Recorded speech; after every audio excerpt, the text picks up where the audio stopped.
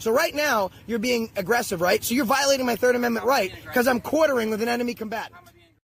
It is what it is. We're all sick from disinformation. We all live for twisted sensations. Kids are safe, but too well behaved to feel. Never heal with the fakes. Go make something real. If what you've always believed in was not considered treason, is this what we moving right and using with no meaning? Take it or leave it the way you see it is the end result. Angels and demons. I like the stream element spot better. It works right away. It lets me know when it's working. Nightbot's a dick and doesn't let me know when Nightbot's working. What's up, guys? Good morning. Hope everyone's doing all right. What's up, May? What's everyone doing today?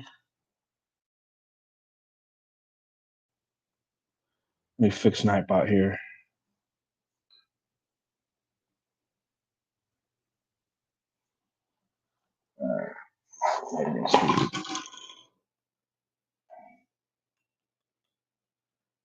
Oh, what? Stop.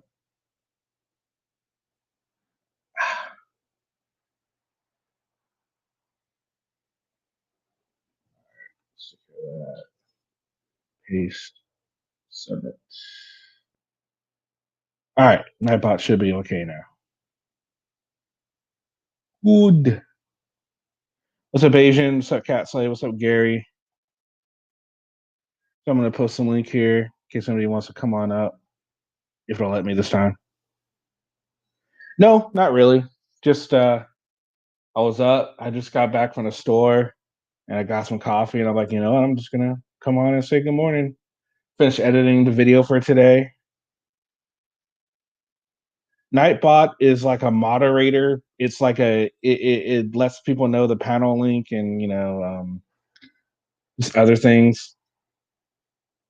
But I have to update it with the latest panel link because the panel link always changes every time you upload it. So yeah, Nightbot's a little annoying in that regard because of that. Because I always forget to change it. So yeah, default.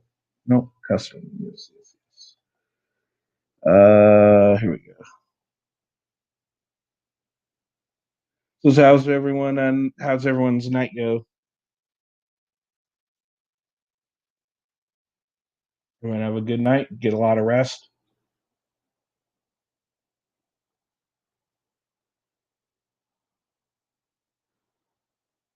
Okay, so that should work.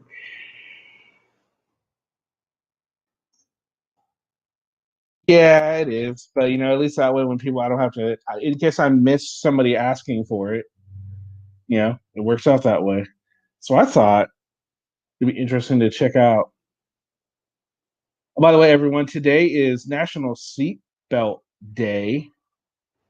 It's also a National Pickle Day for all you pickle lovers out there. I know there's a lot of pickle enthusiasts. Today's National Pickle Day. So make sure you go out there and get yourself a pickle. Support the cause.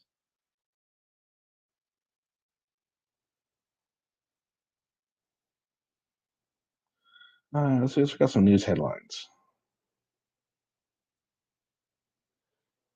Should be interesting. I slept long and hard, didn't even feel it when the Siamese kitten got on top. All right, so where was it? There it is. So gonna got some headlines. There's always some interesting headlines, right? Every day. So here we go. Obama White House veteran urges Biden to embrace executive action. Okay. New York Times regionality put in charge of Trump's election lawsuits after series of losses. Well, good luck to Mr. Giuliani.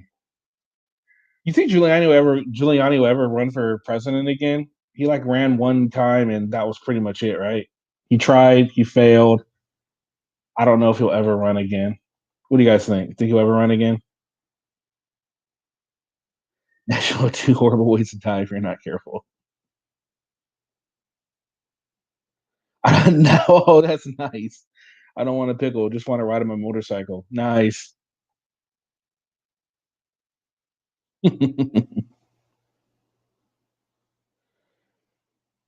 Trump, for there's a lot of Trump, Trump. It's all it is. It seems to be in the news these days. Trump, Trump, Trump, Trump. This, Trump that. There's other stuff going on in the world. Oh, did you guys hear about that? That they want to impede, like at least here in the states, they want to do a 6 week mandatory, um, like where you have to stay in your house. Because COVID is getting bad again. I'm like, oh, that would so suck.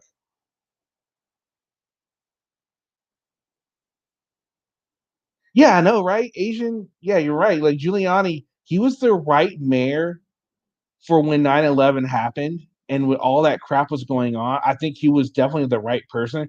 But don't you think like and maybe this is just my opinion, but it seems like he was good. And then you got to think about he was dealing with the mafia too. So maybe, and now it seems like now he's off his rocker now. At least maybe that's just me, but to me it seems like he's off his rocker lately.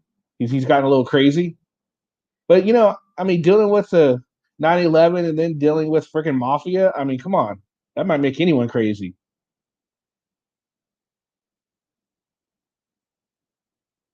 Serena Vega. John Kelly criticizes Trump over the delay of Biden transition. Uh, Brie Larson performs choreographed dance to her Scott Pilgrim song. That was a great movie, by the way. Scott Pilgrim versus the World. If anyone hasn't seen it, fantastic movie.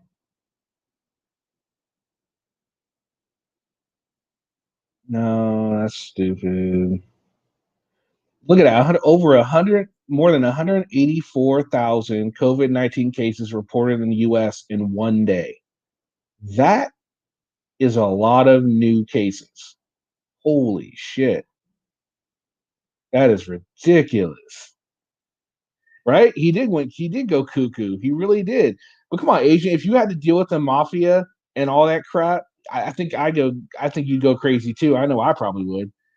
Scott Pilgrim versus the World Cat Slave. Fantastic movie. So funny. Check it out. Iran mocks Al Qaeda number two killed in Tehran report. Well, that's not very nice of Iran. U.S. top diplomat arrives in France on difficult seven nation tour. Two missiles target Ethiopian airports. Oh, geez. Or the birds. Voter fraud ruffles New Zealand bird of the year. Actually, I saw that one. That was funny. I'm actually using that one. Don't tell Taco.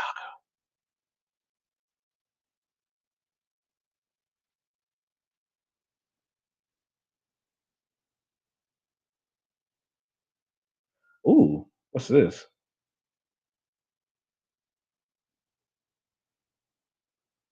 Uh,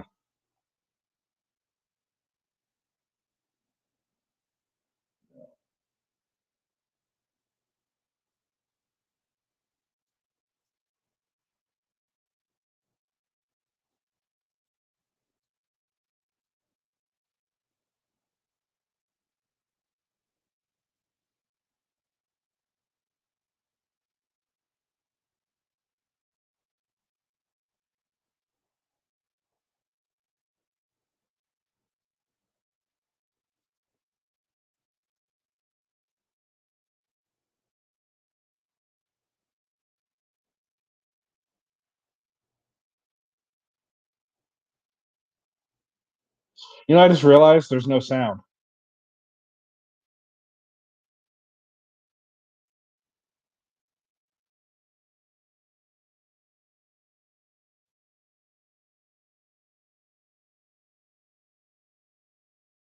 Oh, you guys don't see it anyway.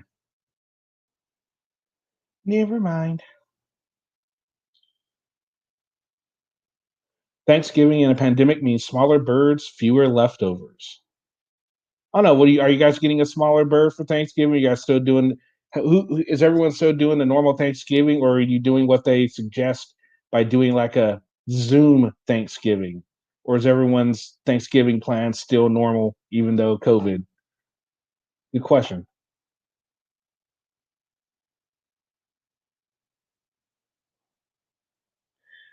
Yeah, I don't know, Gary. Probably not. What's up? Morning, Karen.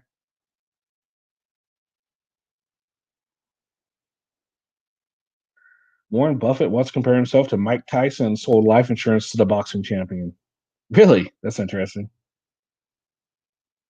Elon Musk COVID tweets highlight problems with rapid tests. See what I can do an iPhone 12, iPhone. Oh, did they finally release a new PlayStation and Xbox yet? I still haven't got a PlayStation 4, so new season of The Crown spotlights Princess Diana, and it doesn't disappoint. Heard that someone told me that was a really good show. I haven't checked it out yet, though. Mandalorian. I still haven't seen that series yet either. I heard it's super freaking good, though. Bernard St. Langer, 63, becomes the oldest golfer to make Masters cut. Interesting. Matrix 1222. Elon Musk article is interesting. He took 4 tests, 2 came back positive and 2 negative. Oh, wow. It's ridiculous. You want to come up, Asian? Or whoever? Or May? Or Maggie? Or whoever?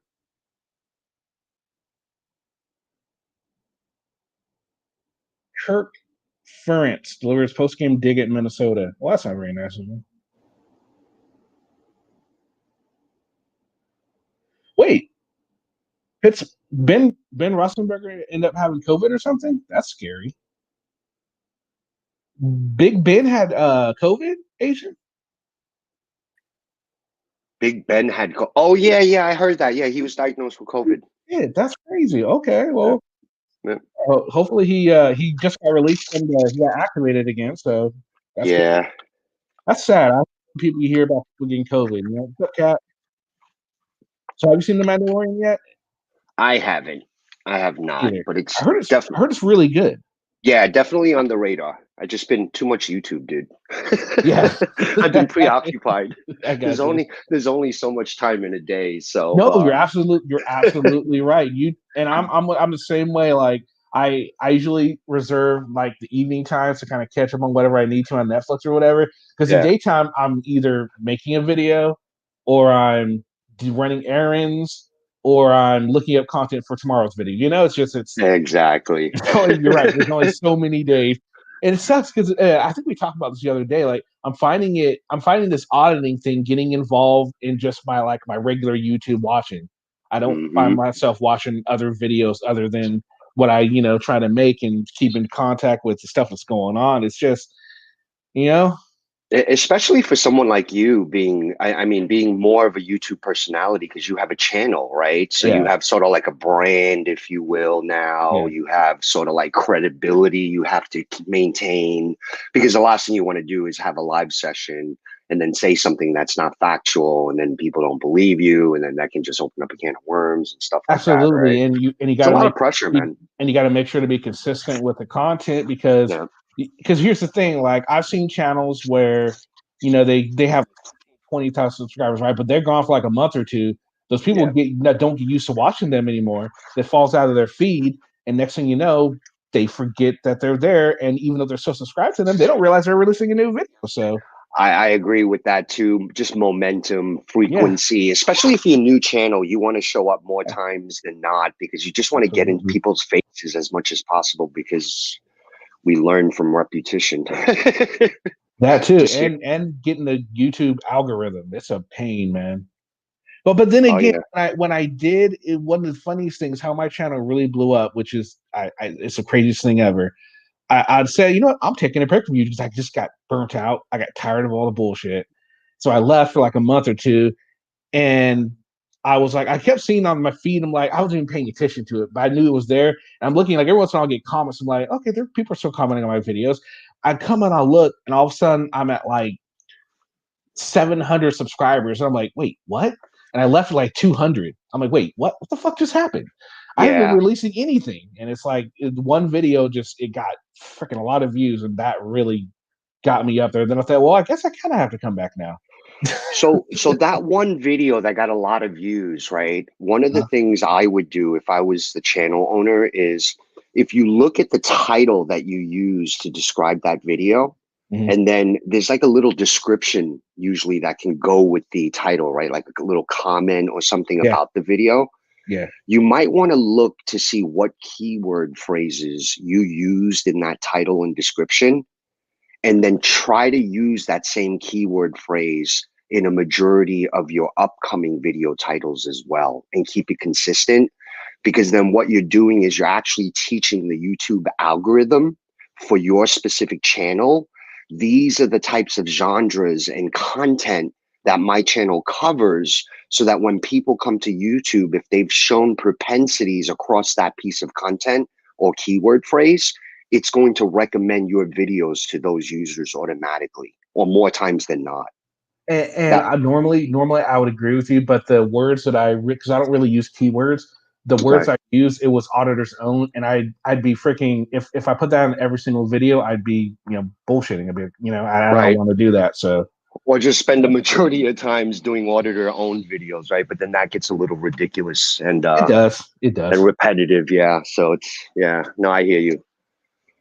Plus, I like to do things a little different. I like to stay up to date with because there's so many auditors do anyway. Like I had such a wealth of today's video, for example.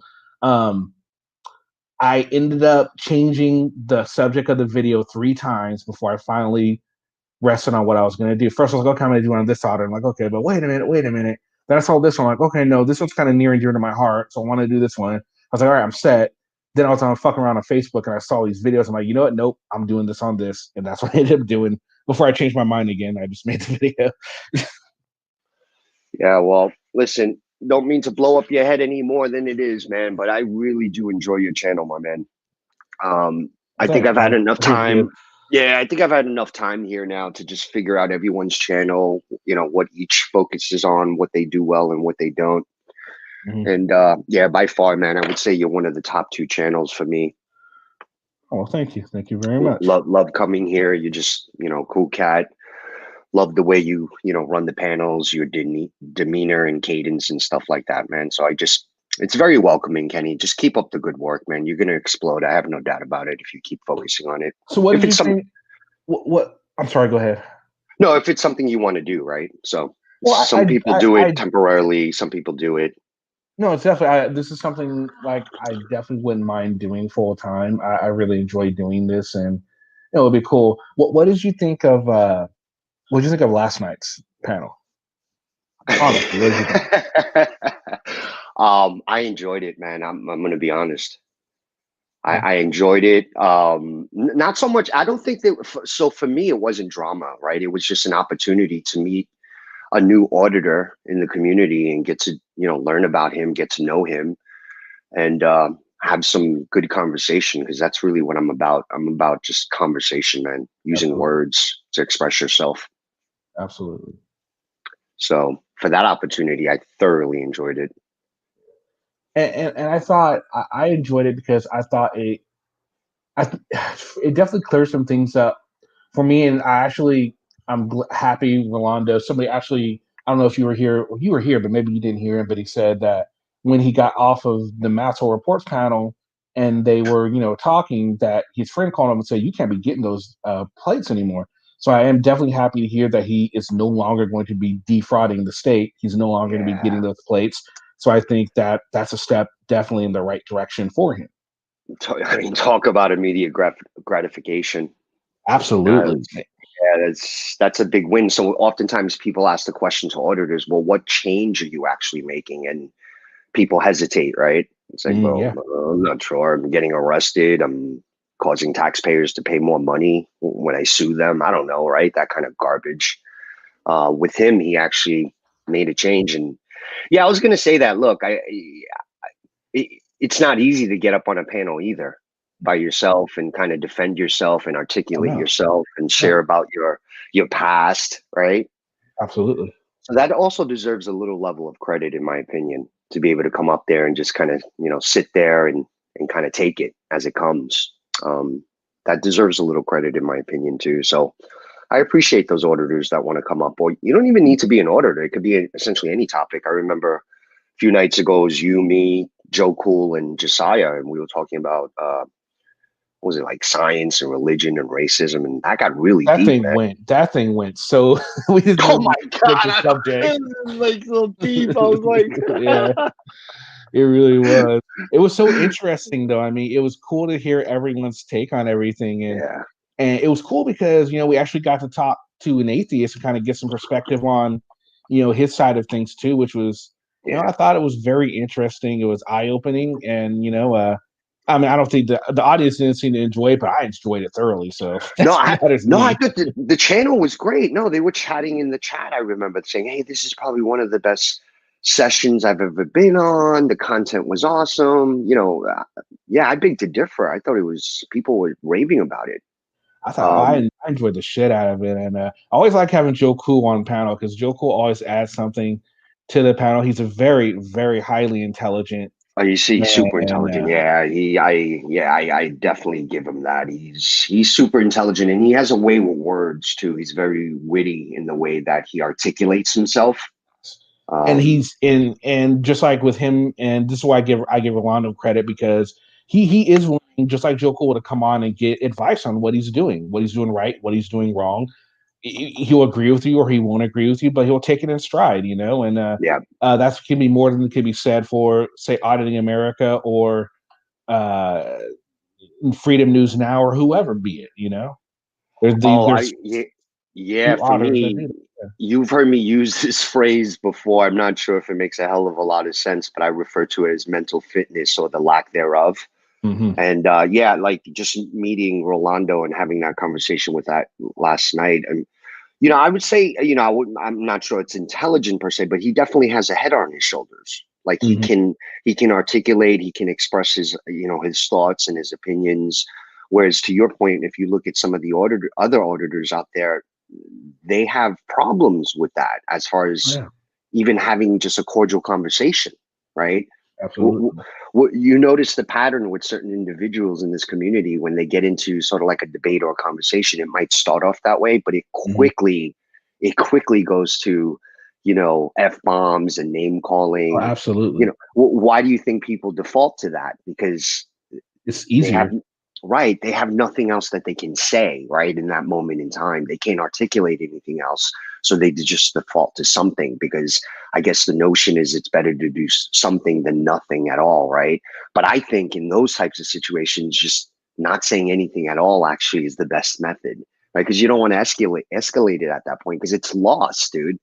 Yeah. People are yelling at each other. It's lost. You're not going to What win anything. what is that quote that's saying? Don't open your wait. It's better to close your mouth and be perceived a fool than to open your mouth and let all doubt be That that's right. I think it was something like that. Was that an Einstein quote I or? think it was. I'm not Yeah, sure. I have to I look think that up. yeah, But you're right. You're right. I've heard it before. and and also I think it kind of falls back to not only that, but you got to think about it when I think of it. I think it was like a football game. Let's say you're the New York Giants. You're going into Seattle. You're going into Seattle's home court, right? You got to deal with those fans just going loud. You're like, oh man, it's intimidating to go on a different Oh panel yeah. where you're going to get. Well, you have the perceived notion that you're going to get attacked by the host or the people on the panel or the people in the chat. I mean, so you're already on guard. So you're not open to a dialogue, and I think that's what happens. I Hmm. really hope that people and other auditors watch my interactions with these auditors and maybe not even some of the better liked auditors. They can see, well, hey, look, at least this guy gives them a fair chance. I That's mean, right. he's not attacking them. I mean, yeah, there might be some attacks in chat, but I mean, come on, you got to expect that. I mean, Yeah.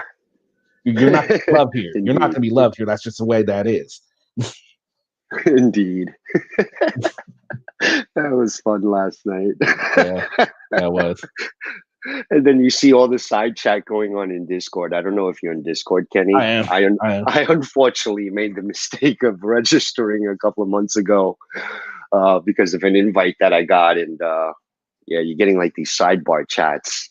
People like coaching you behind the scenes. Well, say this, and I'm saying to myself, like, I don't need any help. It's like, I'll ask for help, but I don't need any right now. Well, Alan Ferris, I also have that Abraham Lincoln said, "Don't believe everything you read on the internet just because it has a picture and a quote next to it." So, yeah, that's actually a very fair statement too. People don't realize that everything on the internet is not legitimately curated, you right? would really think that people would know better than that, but it's amazing how many people don't. Mm-hmm.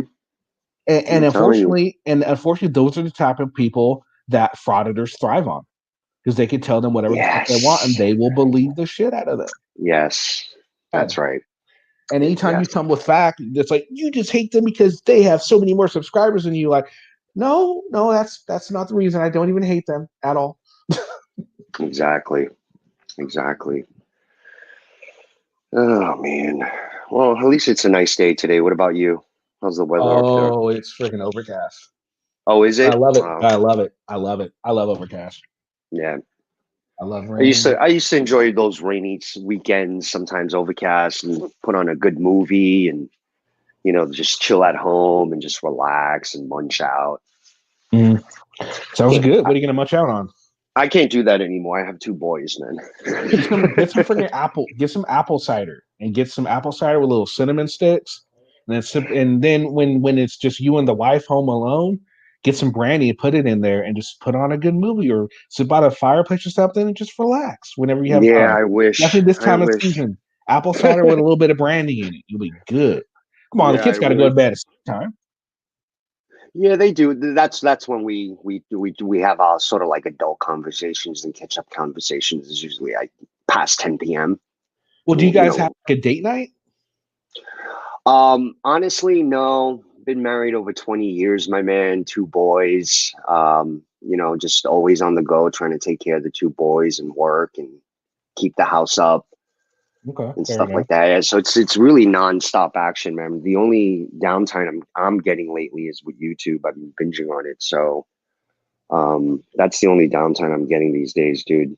You don't have kids yet, do you? Yeah, no. Yeah. So Alan Ferris says apparently it's from the Bible. That's not quite how I heard it, but I'm sure whoever got it derived it from the Bible. Even the Now I'm really foolish now I want part. to really want to look up who said that. I'm gonna look up Yeah. Einstein quotes. I'm sure if it's an Einstein quote, it'll show up right away. Well, I have no doubt that's the Bible is one variation of it, right? Yeah, absolutely. But I think the way you said it might have been an Einstein quote, or you think? No, I think it was an Einstein quote. Pretty sure of it. He has a lot of them. Oh yeah. He's a smart man.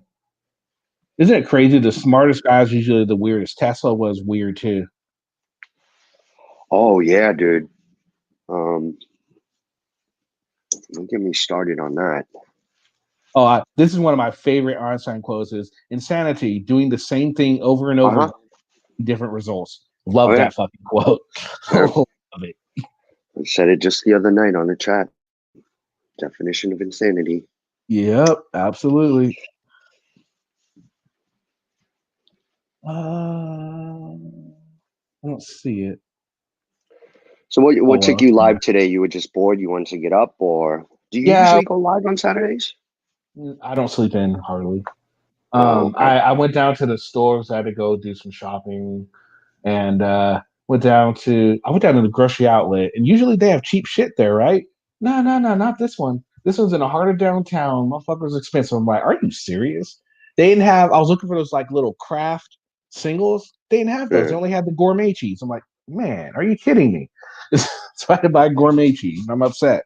So I ended up spending more than I wanted to on sliced cheese. I wonder if that has anything to do with the trucking strike. I heard the truckers were striking nationwide or planning to. Maybe then. That would put like a debacle on food shipments and deliveries and supplies to these supermarkets and whatnot, right? Maybe that would. Maybe that's what it is. Still, I That and can't the get a fact craft. that the pandemic is like resurfacing and certain states are going into lockdown mode again. So it's possible people are panicking, going to their local markets, stocking up on their shelves. So therefore, leaving the store empty. Who Did knows? you hear? Did you hear that the federal government is thinking about putting us all on a mandatory 6-week lockdown? Oh man. Yeah, that's scary. They did. They've done it. They did it in the Philippines. They've done it in Italy. I mean, they've done it other places, and they got rid of COVID. But the problem is, until there's a freaking vaccine, it's just going to keep resurfacing. It's Yeah. like that's the problem with it. They can get it down to 0, 1, 2 cases, 0 cases. It'll pop right back up. I don't understand why they don't get this. But you do want to know in something interesting because I'm big on statistics too. I love understanding and interpreting data. I'm just an egghead, dude. I'm sorry.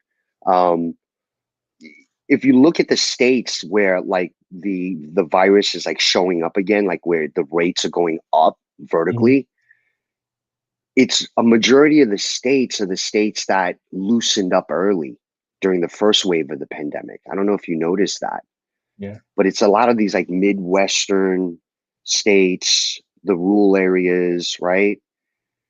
And you look at the map and it's those states that seem like they're going into this phase two thing again. oh wow. I don't know if there's any direct correlation, but I guess what I'm saying is maybe like this social distancing stuff, Uh, maybe it really does help mitigate spread, is what I'm maybe, saying. maybe Maybe no, it does, right? maybe you're right. I mean, that's a good So theory. Karen had a question she wanted us to ask. Where was it? I just saw it and I lost it. Here he goes.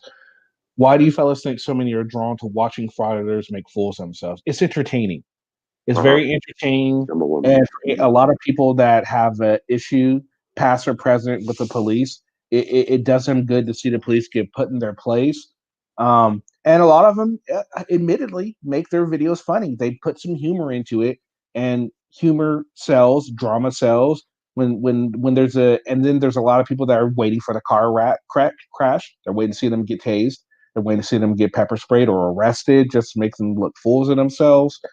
Um, and then, of course, there's probably the small percentage, and I do say small percentage, that are actually watching them because they're hoping that they will, really change some things. And I do think that there is a percentage, but I think that is the minority of their viewers, to be completely Yeah. honest. What do you Yeah, I think? agree. Yeah, spot on. I think you took the words right out of my mouth, Kenny. Um, Yeah, I think predominantly these people subscribe because they're just waiting for the train wreck because it lends to, drama sells, they want to see how this thing is going to end, right? Yeah, it's unfortunate, but I think that's what it is. And it's evident because if you look at some of these frauditors, when they've asked for donations in the past, they might have like 20,000 subscribers, let's say, on their YouTube channel. But then when they ask for donations, they get all but like one donation Mhm. out of 20,000 subscribers. So what's up with that, right? Yeah, yeah, and not only that, but also if you look at it this way, I've seen channels that have 20, 30,000 subscribers, right? They have about the same view rates per videos as I do, and I only have 2,000 subscribers. That's another great indicator, So right? I mean, Yep, that tells you exactly. they're not exactly doing it because they love to see these guys succeed, or they're looking That for the failure. They're looking for the that keywords. that's right. Or else all of their videos would have pretty much even keel views, right? Because a supporter would look at all of your videos regardless, right? Whereas Absolutely. these people that are just looking for that train wreck and waiting, you know, it's that one and done approach. So yeah, Absolutely. frauditors and Absolutely, man. auditors, dude. I almost feel like there's more frauditors though lately than auditors in the community. What do you think about that, Kenny? I, Or is it I is it think that we just pay so much attention to frauditors, it appears that there's more frauditors than auditors? Maybe that's what it also, is. I think it also depends on who you put in the frauditor community, in the frauditor pile, and for what. Because I'm sure there's people that maybe you might consider a frauditor that maybe I don't, or maybe even vice versa. Yeah. Let's take an example. For example, let's just take an example. Maybe someone that you might not think, or you do think is fraud. Anything, but you're not that big in the community though. So I'm not mention some names. Like let's see, Roddy Podcast. You ever seen any of his stuff? Yeah, not as much, but yes, I know who he is. Or would you, what category would you put him? I don't know too much about him, so I'll pivot to you. What do you think? I put him in the auditor category. The reason I would put him there is because he doesn't do the whole I'm not answering questions like, oh, this is why I'm here. He lets people know, hey, this is why I'm here. He's reasonably even keeled, and he it doesn't seem like he's doing it for all the wrong reasons, from my opinion. So that's why I wouldn't put him Yep. in the frauder category. But then again, who knows? Maybe he's going to change in the coming months or two, and he ends up shifting to the frauder side because it's not paying the bills, it's not paying dividends, it's not paying the cash money. Someone might talk to him and say, "Hey, look, dude, if you put a little bit more umph in it and you start calling them pigs and assholes and start yelling out 'fuck the cop,' happy 'fuck the cop day,' people are going to start paying more attention to you," sort of thing. Who knows? Yeah.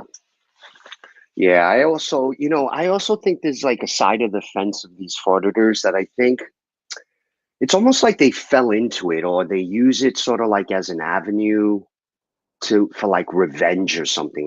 Like for instance, like they have like a past felony record. I mean, and they got jaded from that experience because they feel like they got burned by law enforcement somehow. And Yeah. then they discover like this auditor community on YouTube and the fact that they can even monetize. Because here's the other factor, like if you have some serious felonies, it may be harder to find a legitimate job, Mhm. right? I don't know. I don't have a felony, so I don't know, but I'm thinking logically that would be the case.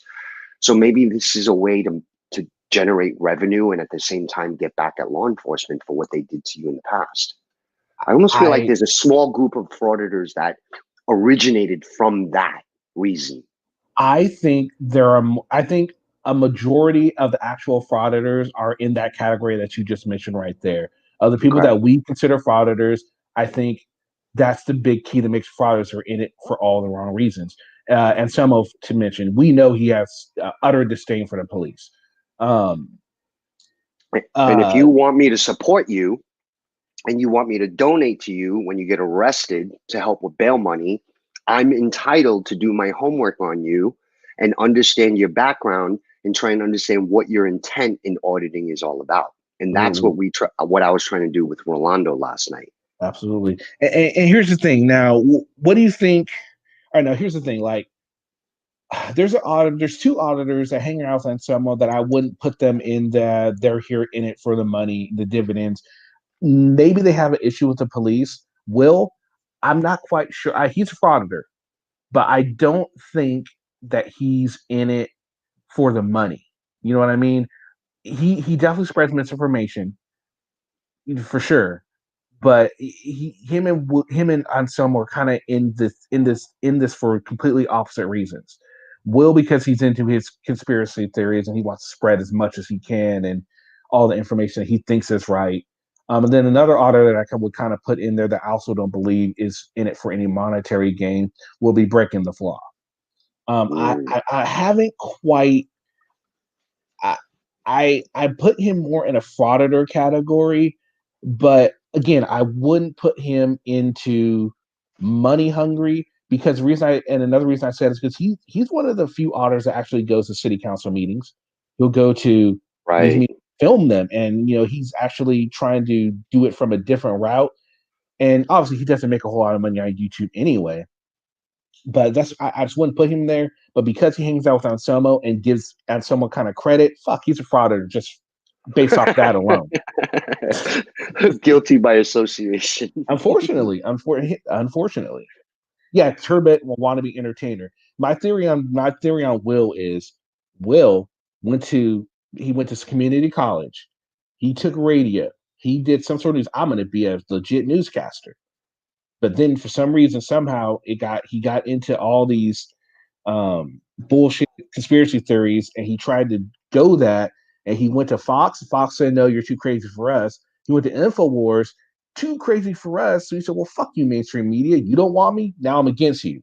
And there you go. That's my theory on Will. Mm, yeah, yeah, yeah. I stopped donating, dude. It's like- Well, were you a fan of breaking the? I'm sorry. Were you a fan of Will at one point?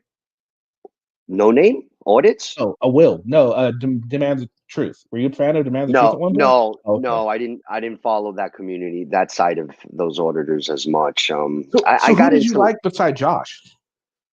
well, I started with Amagassin because Okay. he was in Long Island, New York when he first started his auditing. And me being a New Yorker, right? So I just gravitated to that because I wanted to check out some audits, like regionally speaking, that's close to me. Mhm. So I started with Amagassin, and then YouTube started recommending, like AFA, all those cats, that side of the fence, the, AFA crew, for lack of better term, right? And that's how I got exposed into that, and then ultimately got into these live panel sessions to talk about auditors and everything else under the blue sky through like NNE, Yeah, and that's how it all started. I Yeah, remember the first time you came on this panel, you say, I go on in these panel, I'm a supporter of Josh, and I'm just trying to get on both sides of the community. And I respected that because it's like, well, look, you're trying to get both sides of it, and you're gonna come to your own conclusion. You're gonna say, that's what it well, was. you guys are full of shit, and I'm just not gonna follow you anymore because I think you're full of shit. And that's exactly what ended up happening. Exactly. So that's what I did was when I came in and I started on the auditor side of the fence, right, within the overall community. I started learning about it. I started then learning more about Josh. And then I started like running into some weird videos, right? Like hot tow truck girl type stuff. And I'm like, what the hell is all of this? So then I just kept consuming, but it was all one sided at that point for me, right? And Yeah. then that's when I finally ran into like the Masshole Report and Kenny Klein TV and all this stuff. And I said, wow, what do these guys do? Because I always said to myself then, like, I wonder if there's like a channel that audits auditors, Mhm. right? Because I started running into like uh, hot tow truck girls type stuff and all this other nonsense from Josh's past, and I just wanted to learn more about it. And that's ultimately how it just organically happened for me. Mhm. And then when I checked out some of Masshole's stuff and some of your audits and videos, I said, wow, this is fascinating. And then this is when I tried to join your panels and I subscribed to your channel. I don't know if you remember that way back when Mhm. in Masshole. Oh yeah, I remember. And then ultimately, just through time and more research and dialogue and stuff like that, I came to a conclusion that, wow, I can't kind of associate myself with that side. Not to pick sides, but I just, even if I didn't have to pick sides, I would have left. Well, here's the thing. I think that you can, but I think you need to pick and choose who you associate with.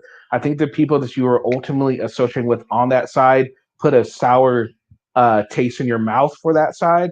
But I honestly think if you really look around, you would find someone that you enjoyed watching. I honestly think that I like me, you're open minded. You'll give people a chance, and I think that check out more Rowdy podcasts, and then let me know what you think of him because I he's will. actually one of the people I really do enjoy as far as auditors go. Um, Cool. so just definitely what I would do is if I were you, when no one has a live panel, when you find yourself having free time, and just put in First Amendment audit in the YouTube search, click, and then just freaking follow list and something that catches your eye, auto you never seen, watch 5 or 10 minutes of their video and see if it catches your eye or not. See if you think they're doing good. I mean, that's how I got started. When I first got started, the first auditor I was privy to was Casey Cameron Boy, and Mm.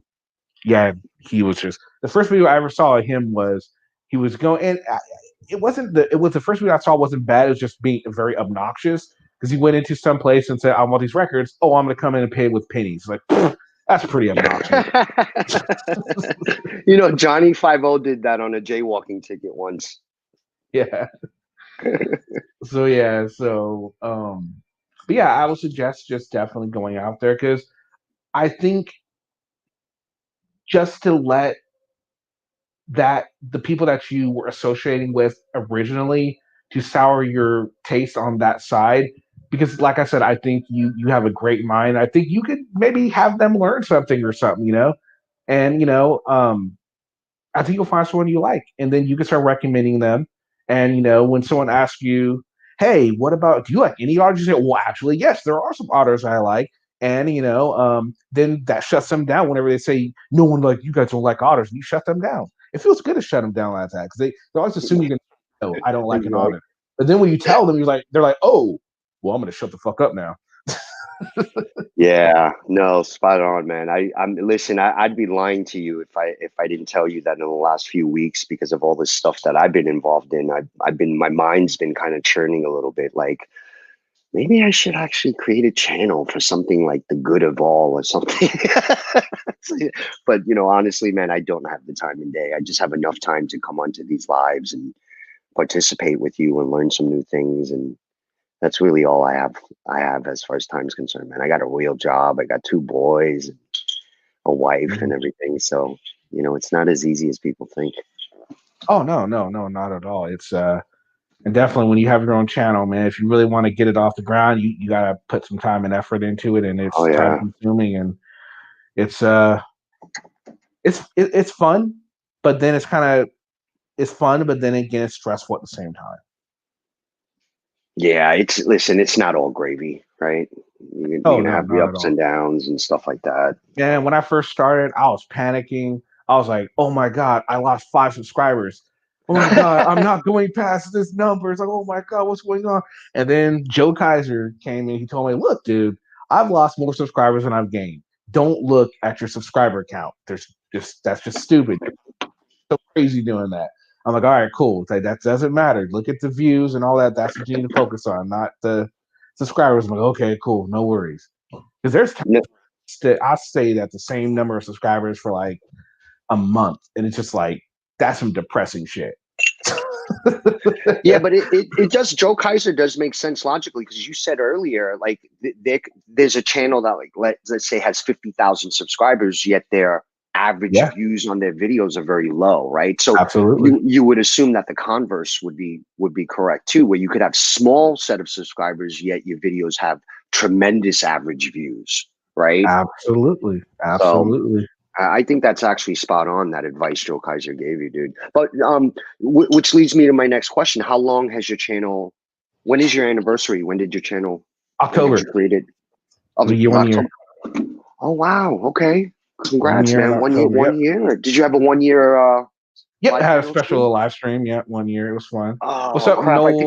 I think I missed it. I'm sorry. I don't think I was on the 1 year. Right. Yeah, so no, it was fun. Yeah, so October 13th was my 1 year. So, and I made 2,000 subscribers in less than 1 year, which fuck, I was like, Nice. hell yeah, that was nice. And Nice.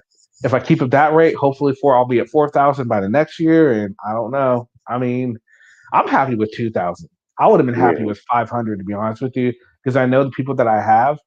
Like right now, we have 13 people in here, but I know these are the same 13 people that come on almost well, not everyone, but a lot of them, every single panel. They are extremely loyal, Yeah. and that's what matters to me.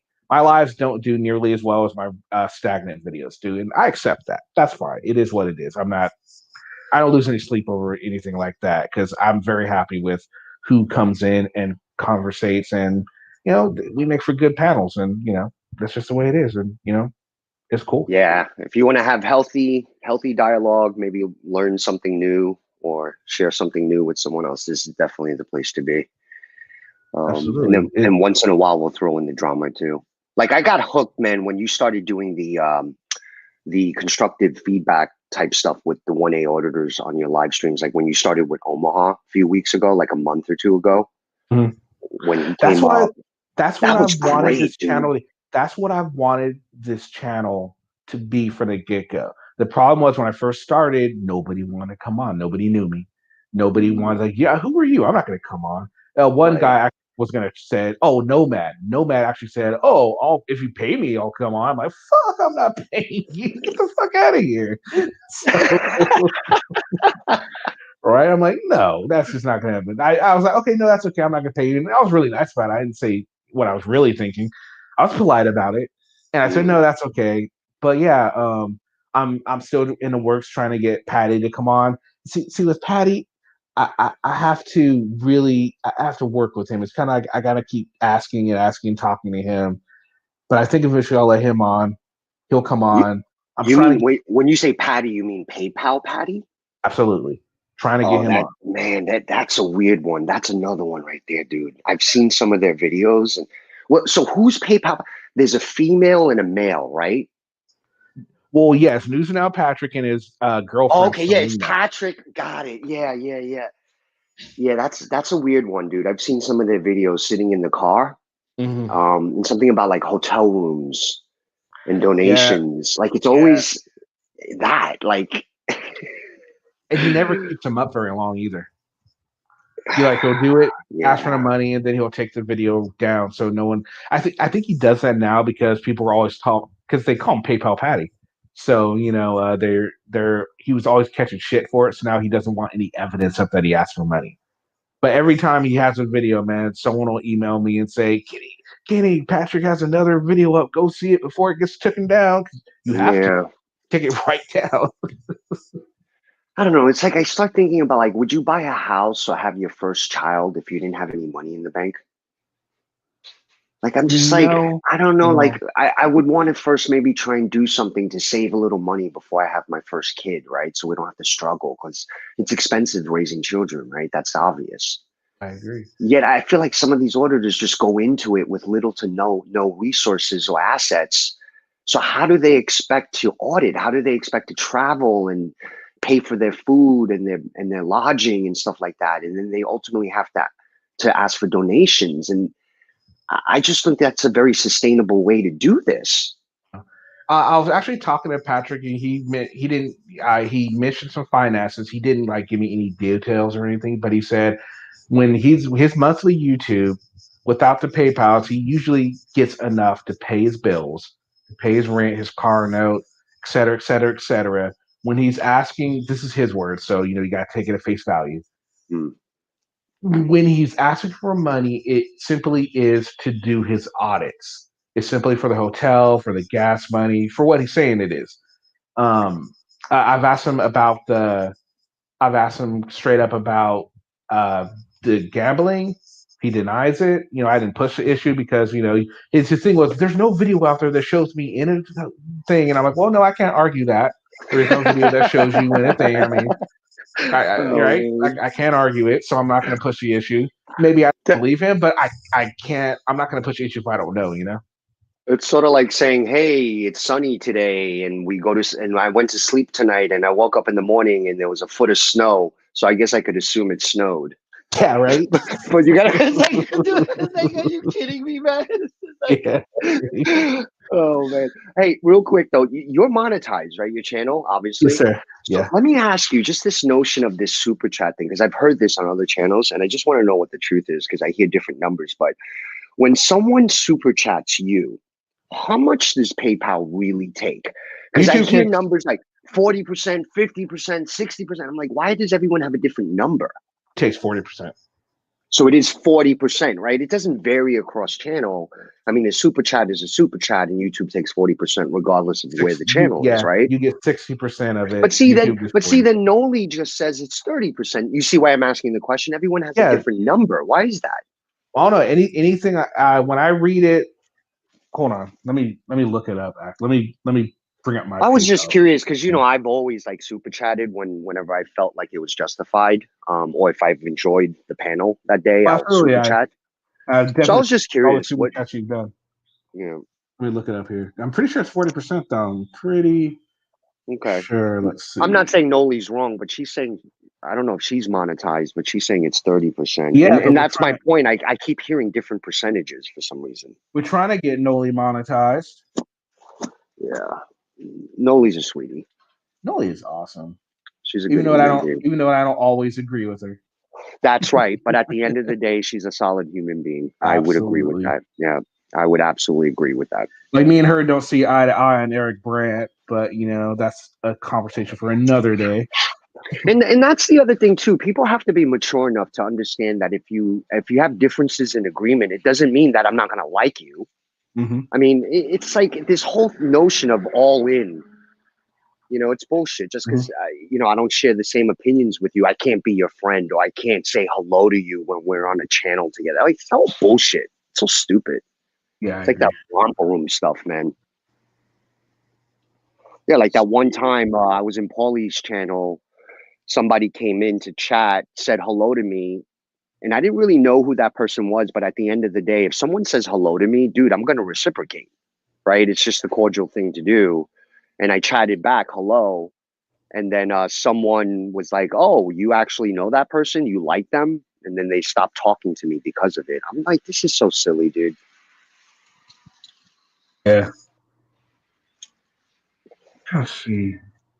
At least it's so hard to fucking look up. Didn't Did think it you was. do you do PayPal too, or do you just do like super chatting your monthly subs? I'll account, but I don't post it. Gotcha. So nobody can post it. It's pretty much it's either super chats or memberships, pretty much. Gotcha. Oh, and then if you watch the video, at least turn the ad blocker off. That'll be awesome. Yep. Yeah. I wonder what happens to those people who have the premium YouTube accounts where the ad blocker is suppressed. No, Noli's right. They take 30%. Okay, so Noli it's was 30. right. Okay, cool. Noli That's was good right. to know. Thanks, Noli. Good to know. I was just curious because I've super chatted across some channels in the past. So I was just curious. I try to be kind to everyone. I don't know, Noli. Sometimes you're not kind at all. You can be kind of mean sometimes, Noli. I kid, Noli. You're always awesome. It's okay to stand your ground and defend what you believe in and be firm about it and passionate about it. But I just don't believe in the attacking piece, right? It should always start cordial. It should always start cordial if you want to get somewhere. Where it ends is a different story, but that's my rule of thought. It's like, if I'm going to engage with you, man, I'd rather just start cordially and see where it goes. And then if all else fails, hey, we'll just agree to disagree. And I'll tell you to go kick rocks. And that's that. Yeah, premium. If somebody has premium, they don't see ads, but you do get a little bit of money. You don't get a whole lot. Like, okay, it really depends. Like, I've seen with some premium content, there's some videos I only earn 2 cents on premium. It's like, well, that's great. Thanks. Do you think this can get lucrative though? Like, do you think absolutely. it can? Absolutely. It can, right? Since I've started doing this, I've been crunching numbers, and someone like Josh, he was making decent money when he was at his prime, at his peak. So he was making decent money.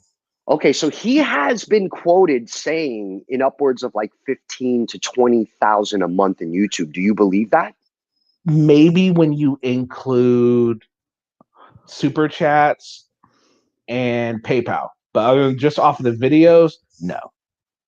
So now here's the thing. Now, look, at the end of the day, all in, that's still solid money, right? We'll all agree to that. Yeah. But then I start thinking about people like Donut Operator. Dude, you look at his video views on average, 1 million plus views. Every fucking video. I'm not even talking I'm talking every video is either 1 million or up. So if Josh is making that kind of money, if Josh is making 15, 20,000 based on what, 50, 60,000 subscribers he has today with all the various monetization, what the hell is Donut Operator making? 200,000 a month? He's making a lot of fucking money because the way it also depends on because different video genres get different CPMs. Like for me personally, I make probably about $2 per 1,000 views.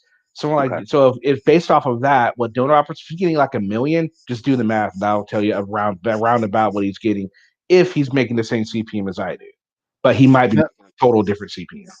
Now, would he get more if he's like pro cop? Because there are still people out there who are pro cop. I don't think so, because the CPM goes off of the genre. It's pretty much what the advertisers pay YouTube. The audience. Yeah. Yeah. So like let's say like an accountant's channel, they get a much higher CPM than, let's say, my channel or an auditor's channel. They'll get, like, tech guys, I heard they make the best CPM. So if you really want to do make some tech videos, and you can make somewhere upward, I think it was something like $10 per 1,000 views. Wow. Yeah, that's you some fucking dough. So like opening a computer box and setting up a computer and all that shit, you'd make good money. You can make good money. Or if you do like the entertainment, You'll make decent money there because the tech companies that are going to buy time for your videos pay a higher CPM because they want to be seen more, and it's more of a competitive field. What people like, if you ever notice on my videos or Mass Source Report or whoever's videos where it has it, you see a certain type of commercial usually, right? Sometimes you'll see a movie ad. You'll see a lot of Monster Jobs or file sharing or something like that, right? But if you were to go on, let's say, there's this one guy that talks about he's an attorney, so he's a CPA, so he does a lot of stuff like that. You'll see different commercials, and those different people pay different CPMs, so they get a higher rate, and you get more money. Not only that, those type of people have almost like 1 million followers. They're getting like 900,000 views per video. They're making fucking dough. Not only that, and they usually post PayPal and GoFundMe and all that. So they are making some fucking dough. It's not just the AdSense. I mean, that's the primary for them. But then you think about all the other ways that they're monetizing, right? I mean, PayPal donations, super chats, monthly subscriptions. And then here's the other factor. Like the donut operator does a lot of sponsorships. Like he gets like vendors approaching him and saying, hey, we'll pay you 10 grand if you do this 30-minute clip for us before your video, right? And promote like the Olight flashlights or something. And then he gets inventory too. Like they send him the products. So he gets free products out of it too. Absolutely. And the owners, I don't think I could ever get these sponsorships unless like a lawyer says, well, maybe they'll need us. That's the only sponsorship I can even imagine might be calling my way. Like, you want us to sponsor you? We're lawyers. And I was like, I guess. But other than that, no, I don't ever have to worry about sponsorships or whatnot. But then not only that, merch. They sell merch. Hey, Odin, maybe you can put a channel up on you tearing your electronics apart, not be able to put it back together again. I think people would probably watch that stuff. Hey, Desert. Just wanted to say hello. Hi there. Hey, Ian. How's it going, Desert and Odin? How are you guys this morning? All right. Odin, my man. So is there any new news on the auditor that what was his name? From last night. Lost his daughter. Who lost his daughter? I haven't talked to Steven. I kind of left him alone. I had reached out to somebody in the community who had also lost a daughter in the past, and he told me he reached out to Steven on Facebook and made himself available if he ever wanted to just have somebody else to talk to, another father who's been in that situation before. So I know, I had donated to his PayPal, and I saw Kate, and I did thank you for putting out the word that Antelope Valley Watchman was seeking donations so they could bury his daughter.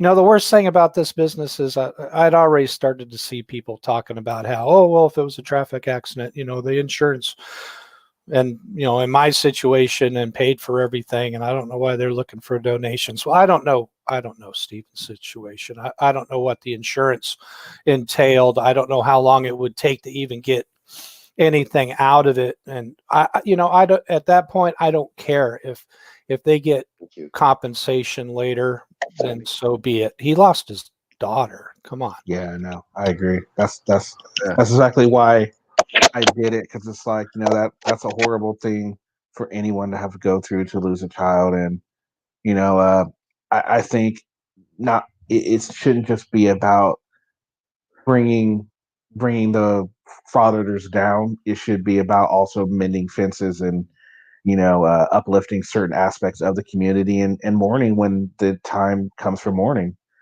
And this is definitely an instance that it's just a sad reality that happens sometimes.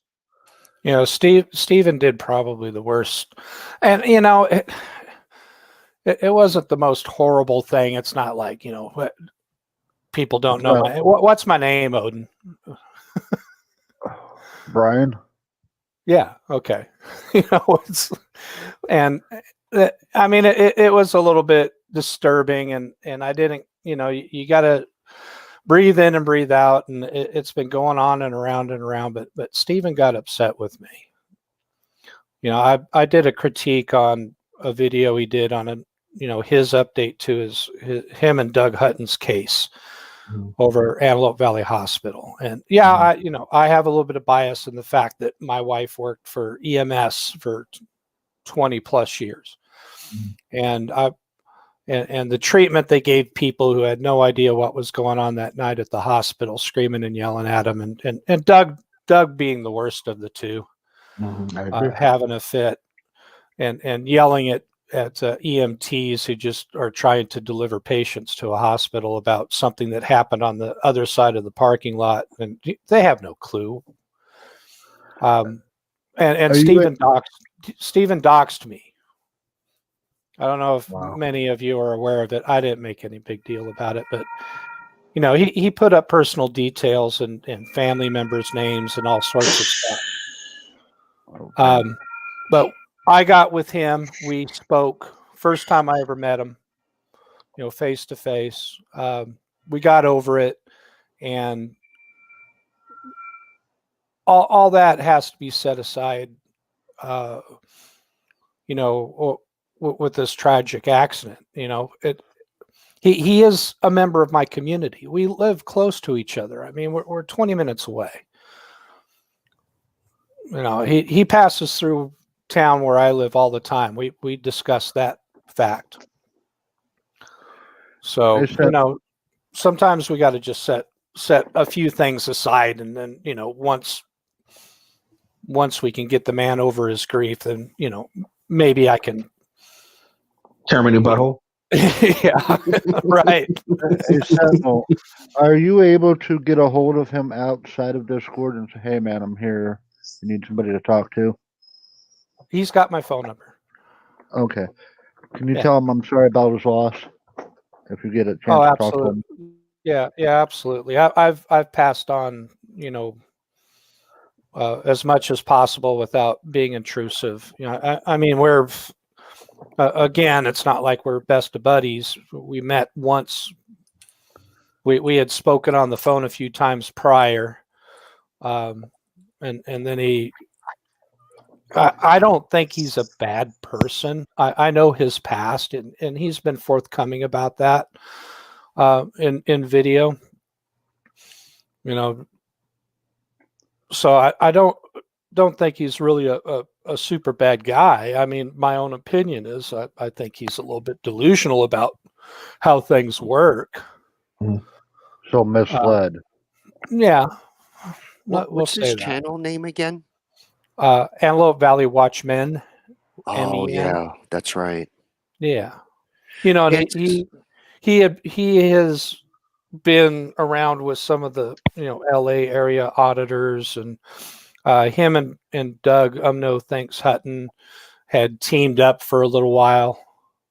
That hospital incident was just horrible to watch. That whole fiasco was ridiculous. Well, and when I had my channel and I had made comment about the situation with that, I always fully believed that, knowing the conditions of that hospital.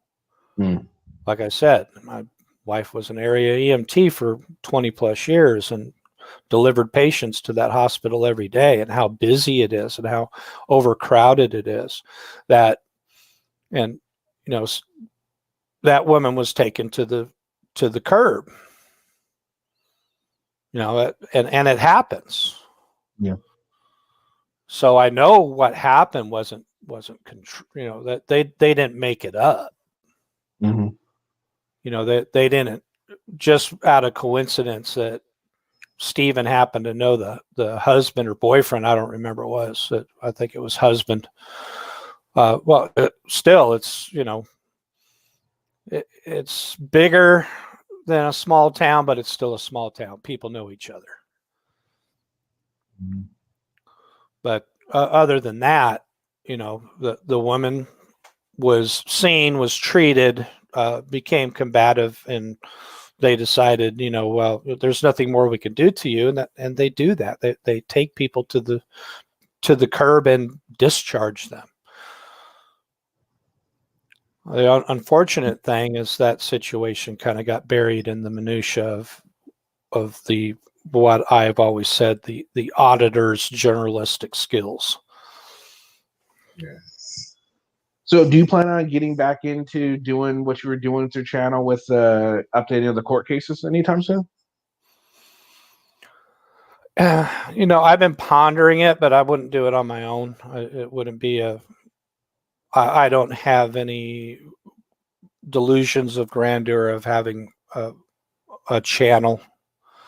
Well, I went from my original channel being removed for terms of service for apparently telling the truth, to getting into situations with, again, just trying to convey the facts about and reporting on this community and how I feel that people fall into the same old trap of the ideology, and it's, in some cases, it's ruining their lives. And now we see people going to prison. I think a lot, anything that you really did, at least the videos that I remember seeing, you really were just doing stuff that was public record. I mean, you were just letting everyone know what was going on and stuff like that. I don't understand how that violates any terms of service from YouTube. Well, when the Frog and I compiled information that was being collected on News Now Houston, for in my opinion, the fraud that he is, and made that available to people. Apparently, that sort of thing was against terms of service, and maybe a channel that was affected by that had a few more contacts than I possibly had with a YouTube. Of course, I can't definitively say, and I asked him directly if he was the one who took my channel down, and of course he claims no, but unfortunately my default with Earl David Warden is he's a liar. No. Oh shit, that's weird. So what's the point of having a public? That's so stupid. What's the point of it being public information if you get in trouble for letting it be known that it's out there? That's so stupid. Yeah. Well, I mean, and there are so many, and I delve into the channels of the interrogation videos and court videos, and in fact, I was watching the what was his Dylan Millard case this morning, the guy in Canada who was the youngest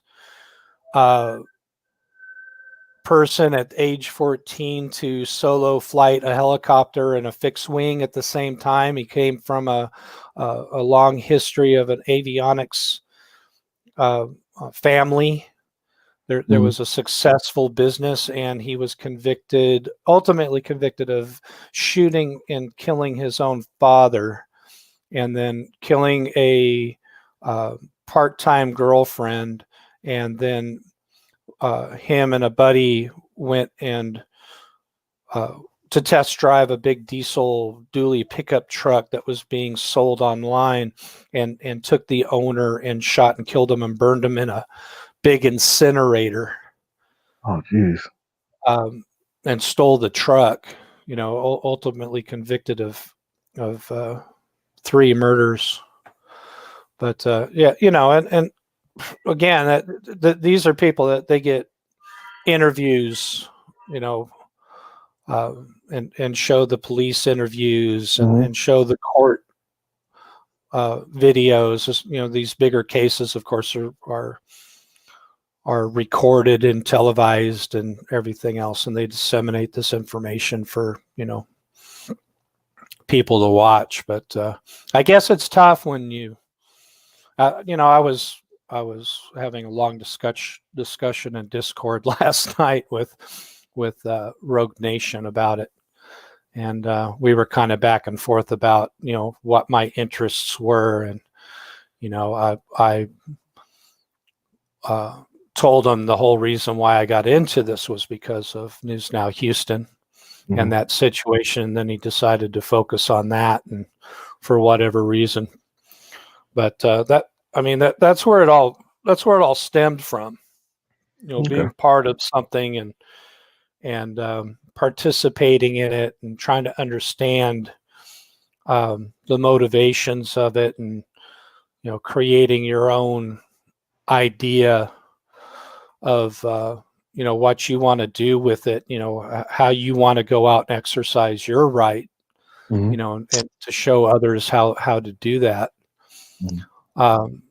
Meet somebody like that personally, actually shake his hand, and then just to come to find out later that he's a convicted sex offender who impersonated a police officer.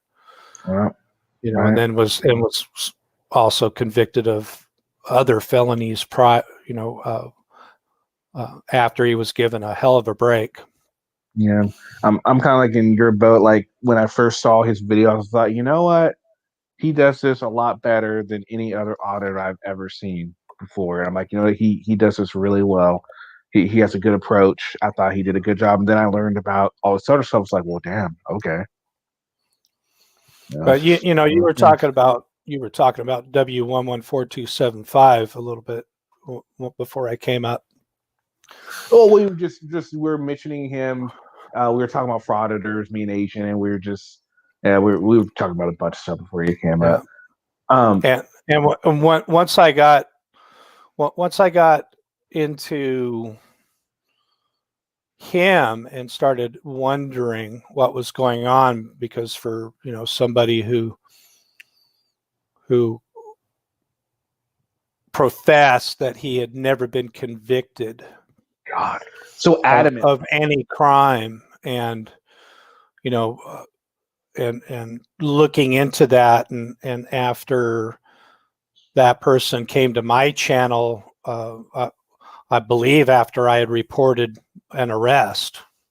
I don't remember if it was the Gay Pride Parade Boston incident where he was arrested, and I reported that arrest, and came to my channel and left me a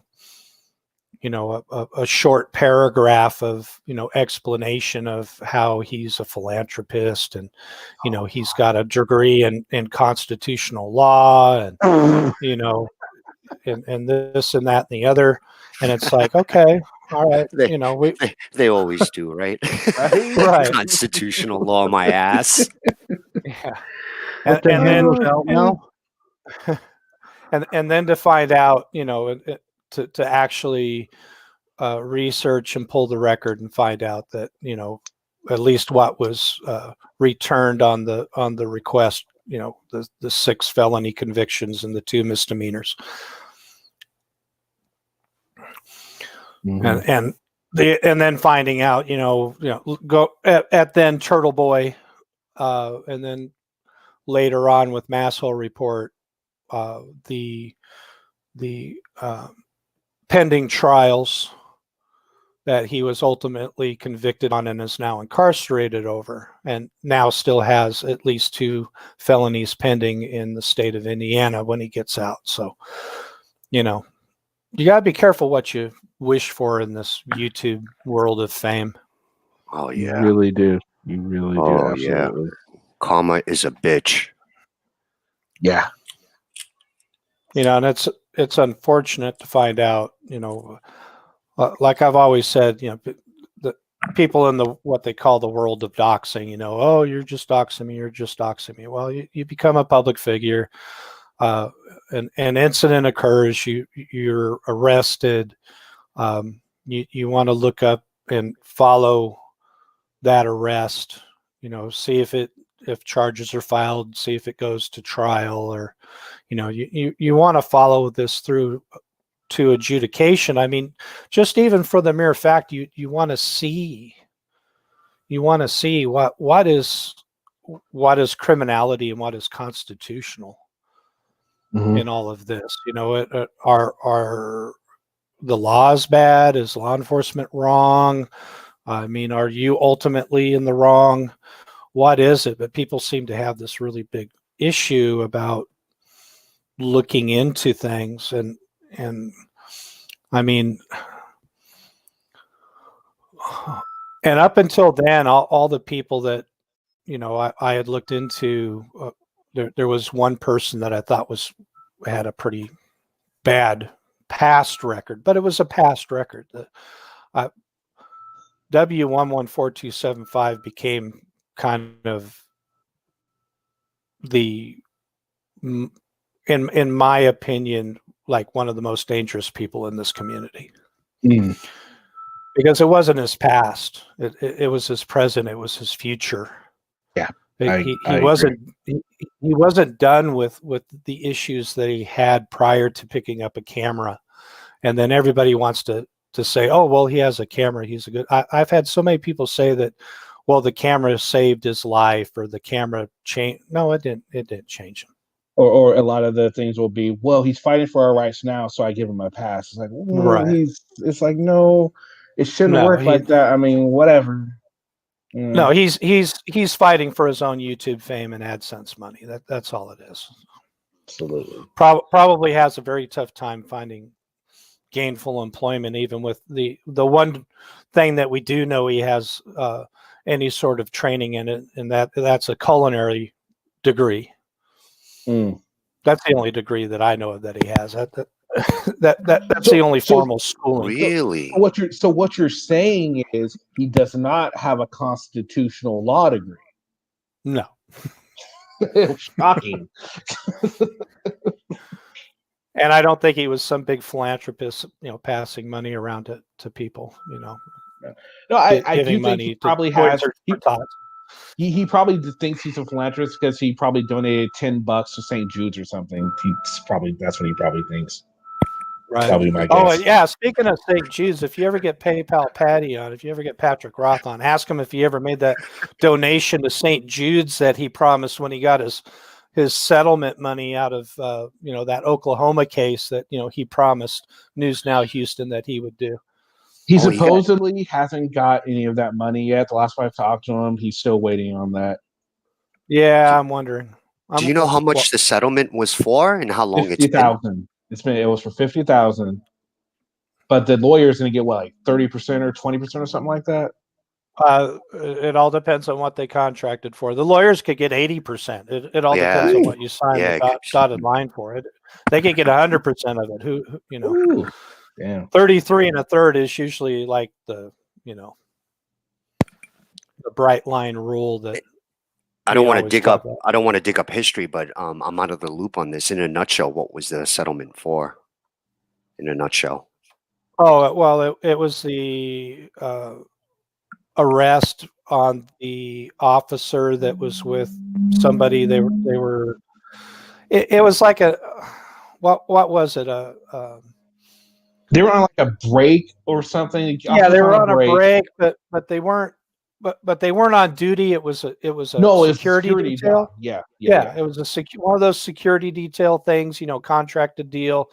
And he looked like he was sleeping. So Patrick, of course, you know, took advantage of that fact and wandered around like he does and did circles around the car and, you know, started asking him, are you asleep or getting a BJ? Because there was a female in the car and it wasn't his wife. And, you know, it wasn't his wife, right? I don't remember that I think part. it was his girlfriend. Yeah, another officer or something. And, you know, it became a big deal. He got arrested. The officer felt defamed. He countersued, including local news media. But the charges were ultimately dropped on the arrest, and the city decided to just settle. They didn't want to take it through trial, which is quite common, right? You know, in many cases. I mean, I think at one time, you know, like 2016, 2017, places like the LAPD in Los Angeles had settled up to $10 million one year. Oh yeah, just one case. Amagaset Press just won a settlement too from when his little post office fiasco. He won 5,000. And the thing what pisses me off about the whole Amagaset Press situation is not only did he take the settlement, but the police pretty much admitted they did nothing wrong. They would do nothing differently. So he pretty much took the money and no one learned. Right. So it was Well, pointless. yeah, I don't like a settler. Settlements and settlers, they change nothing. They do nothing. It's a settlement. It's just saying, here's some money, go away. We don't want to spend. Hush money. Yeah, we don't want to spend $250,000 on That's right. lawyer fees to deal with this. So, how much do you want? That's right. So ultimately, it doesn't really make any change or impact. And then who pays the settlement money ultimately? Whose pocket is it coming out of, Yep, right? absolutely. Think I mean, about it was, Insurance in some cases. I mean, it Yeah, was right there in fair. the article too. It said, I saw it. Auditors, you can by the name Amagaset Press. He wants a $5,000 settlement.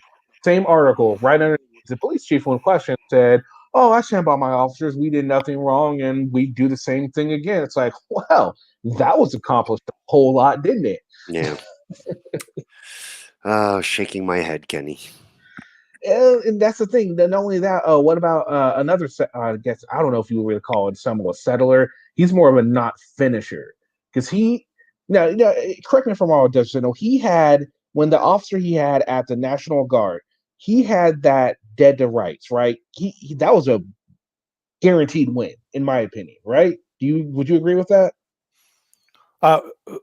Which incident was this? I'm drawing a blank. It was a National Guard, and the lady officer came and he ended up being arrested, and just for out there filming. And he ended up he was in jail for a few days, and he got out, and then he ended up settling because he didn't want to put his family, he said, through all this, even though it was an easy win. The officer violated his rights completely. He could have won and changed something, or make sure the officer didn't do anything like that again, and he totally just fucking failed. Let me find the video. I'll show you. How is that any different than taking a plea deal? Not. He's a fucking. He's a folder. That's what Ensemble does. He just fucking folds every fucking time, and like He's no funny. credibility, no credibility at all. He does dress very nice, though. He loves red. So like flamboyant, man. These guys with the outfits and the matching hats, and then who's the guy that carries the whisk? Oh, Willow the Wisp. that's Will Turbot. That's Demand the Truth. Yeah, Oh, Willow the man. Wisp. Yeah, It's like- I actually distracted him in his panel the other day. I've never been to really any of his live videos or anything like that. And I threw a little comment in there, and he uttered my name, and then whoever he was talking to got him away from it. But I got him to say my name. Yeah, exactly. Demand the truth. Oh, he's Walking around demanding shit. We were Go talking figure. about him earlier before you came on Desert. We were talking Oh, about okay. him, and Yeah. we were just going off talking about everyone. We were trying to figure out. We were just talking about different auditors, and who's a frauditor, who isn't a frauditor, who's an actual auditor. And here's a question: what do you think? Do you think Agent posed this question, and maybe it could be because we mostly focus on the frauditors. Do you think at this time and point there's more frauditors in the movement than there are auditors, or you think it's the other way around? You think we're just too close to the frauditor part of it to kind of see it the other way? Staying away from the pejoratives. I see this more of just another genre of content creators. That's all it is anymore. It's scripted for the most part. People rob each other of the same scripts, the same way of doing things, the same, mannerisms. It's all just content creation. A while ago, and it still is slightly true, but you can only go so far on the one-uppance. because everybody was trying to one up each other because it is competitive. People are trying to be popular. It's a huge popularity contest out there. I see people who, and have for quite some time, who it doesn't seem like you get the arrest bump as much anymore. There's been recent arrests where people, with small channels are, I mean, we're talking about down in like the teens numbers, or less than 100. And usually in the past, when you saw that sort of thing, the word would get out and everybody would converge, and you could guarantee that 1,000 sub bump overnight, and money to your bail needs, if or whatever, you throw out your PayPal and people would give you money to go towards your legal defense fund or whatever.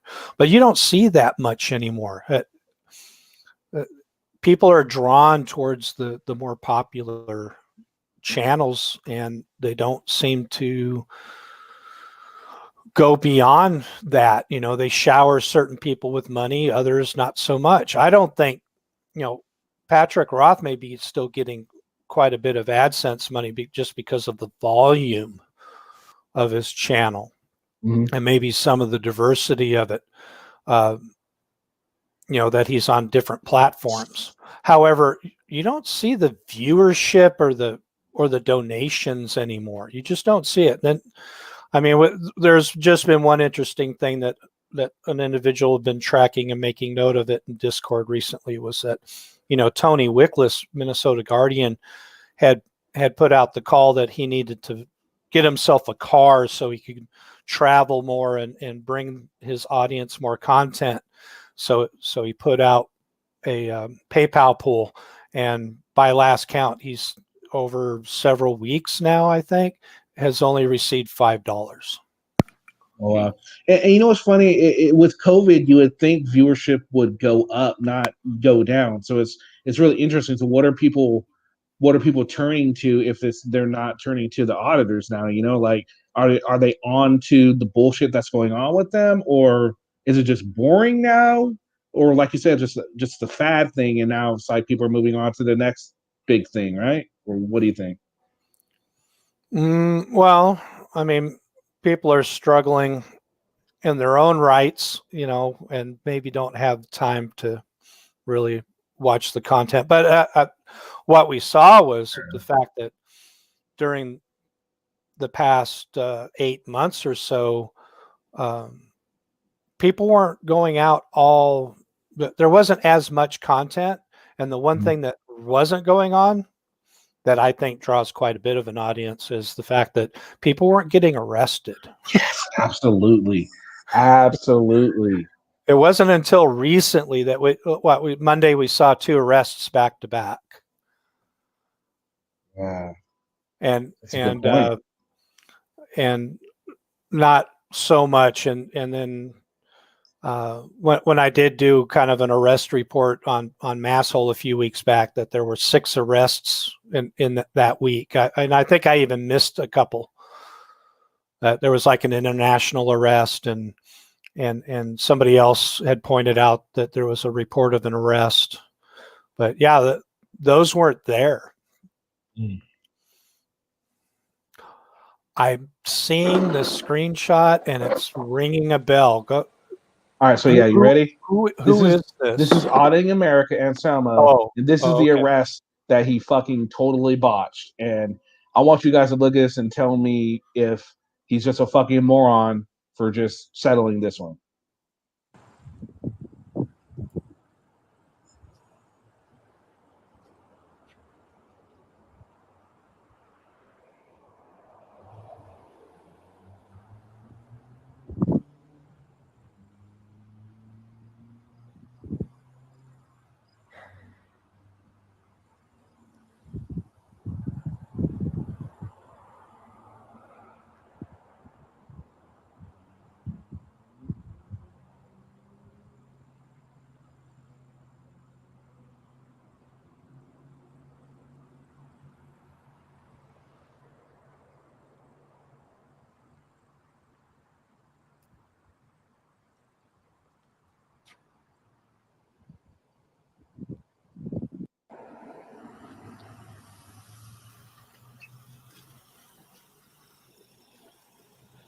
All right.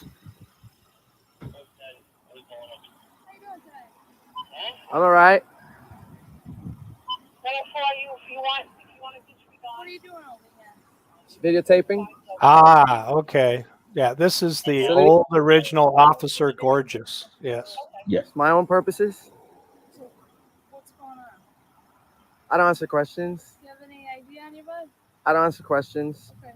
We got a call for a suspicious person, okay? This is kind of suspicious behavior. Okay, what crime do you suspect me of committing? So, all right, before we act stupid, okay? Let's just talk about when you're standing in front of a facility that's a government building. This is Don't mass. pull me out like that. This is accountability. Accountability. I'm sorry. Auditing America. Who you are and It's Rhode Island. It's Rhode Island. That's Okay. Oh, Rhode Island. Well, yeah, I sorry. have no ill will. All right. Well, I can't take your word for it. Okay. Okay. So what I'm gonna do is I'm gonna ask you to identify yourself. Well, do you know that we're standing in a public property, That's fantastic. and I'm the unless you're, police, okay, I I'm understand. investigating something right now. Okay, I'm on so am I. public service, okay. So am I. What are you investigating? I'm a private investigative journalist gathering content for a story.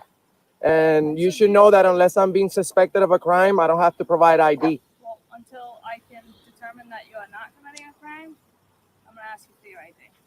Well, I think I'm going to have to decline to that, ma'am. Do you have a what's your name and badge number? You can decline. It's on my chest.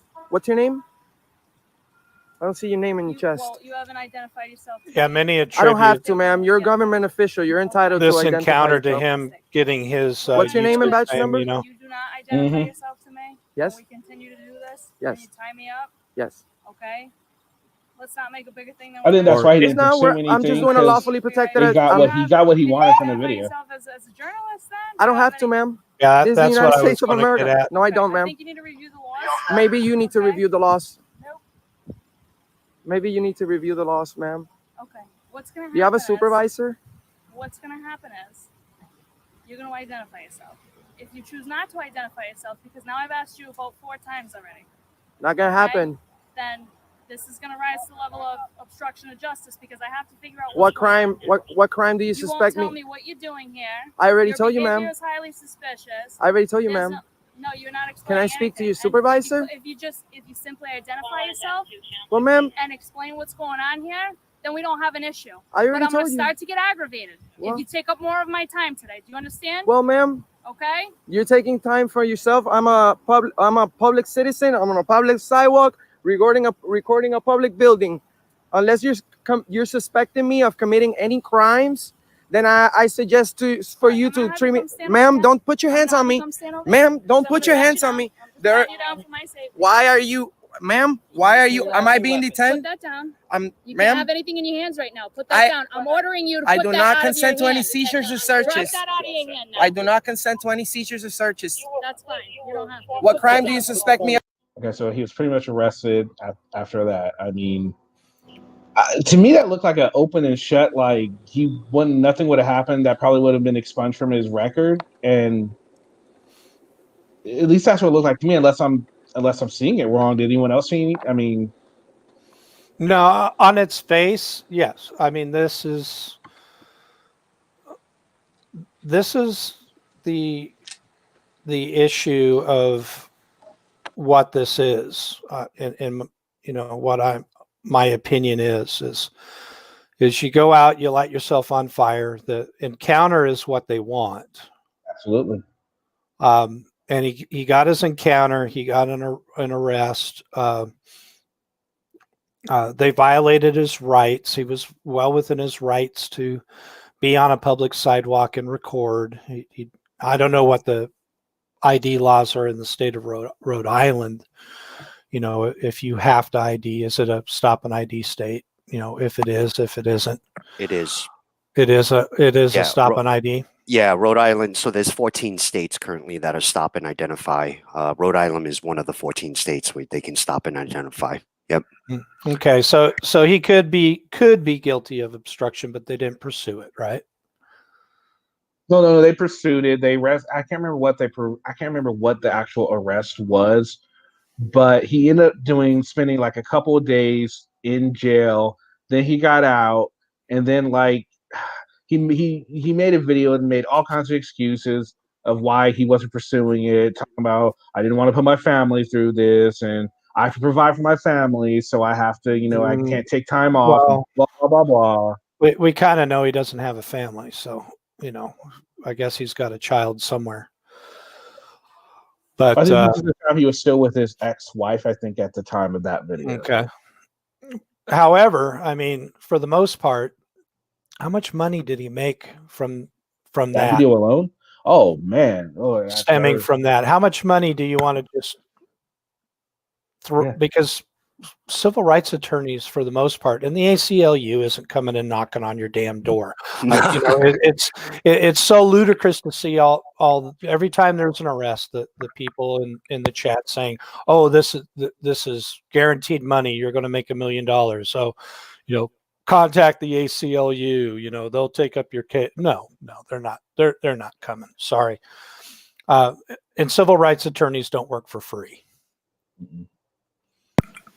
Yeah, not unless some of them will, like the ACLU sometimes will, but yeah, they're really picky and choosy about what they defend and what they don't. They want to make sure it's a clear and cut violation, because if it's not, they're going to look stupid. They don't want to look stupid. That's right. Yeah. That's right. Credibility is a major factor for these lawyers. Absolutely. It's funny. The only channel, if you want, I'll just say channel or organization that I have ever heard of the ACLU taking up a case on was, and this was when Kate of Massall Report was part of it, was Turtle Boy Sports. Believe it or not. Oh, interesting. It's the only time in any of this in 4 years that I can recall that the ACLU got involved in an issue. Desert, this is the first time I know of you. I've seen you around. Always appreciated you and your commentary and things like that. Just for my purposes, I was wondering, what is your background? You seem so informative on all of this. And it sounds like you've been around for a while. I was just curious to know a little bit more about this First Amendment. In this First Amendment genre, probably maybe going on 4 years now. And that was, like most people fall down the rabbit holes. They're, you're going through YouTube and a recommended link comes up and you see this, and coming from a photography background, I learned how to print wet film when I was in 5th grade, and didn't really pursue it in any way, shape, or form. I married somebody who was a photographer, was a trained forensic photographer, had worked as a photographer for a corporation, and then pursued EMT. Film was on its way out, and she was too I guess too ingrained in real celluloid photography, just couldn't convert over to digital, so pursued another interesting. Something else that they had always been interested in, and that was emergency medical services, being part of first responders. Woo, but anyway, Desert, I'm an EMT as well. There you go. We got to love our EMTs. Absolutely. I can't. You can't imagine what EMTs see on a daily. Yeah, I did 20 years. I did 20 years. I retired. I have medically disability now, so I'm no longer able to work. But I try to keep up. I get the scanner going sometimes, so I try to keep up with the times and everything that's going. So Yeah. But God bless you. Yeah, thanks for your service for that, man. That was awesome. Kenny. Yeah, I couldn't imagine doing a job like that, man. I just couldn't even imagine. Yeah, it's fascinating, and thank you, Lemon. Always knew you were a good egg. You know, But it's amazing. We were talking about this the other day, in that it wasn't about EMT, but I'm sure it's similar. But when you look at law officers that retired, did you know statistically it's like a 7-year lifespan after Yeah, retirement? it's It's like not. it's so scary, man. Yeah, it's very scary. Um, with even corrections officers. If you look at the COs, look at the statistics for COs. You know, that's a curious one. See how long they after they retire, because they only have to put 20 years in this state where I live in Mass. They can put 20 in and get out. So, Yeah. and I'd like to see, because those guys, I mean, Yeah, same here in California. you know, yeah, the DOC in California. I mean, those guys, those. I'm sorry, but I would not want to do a DOC job anywhere. Mm-mm. Oh hell. Anywhere. Mm-mm. hey, sorry, ACN. Thank you, Lemon. Um, we kind of got off Yeah, sorry about that. on a My bad. I'm spur. sorry.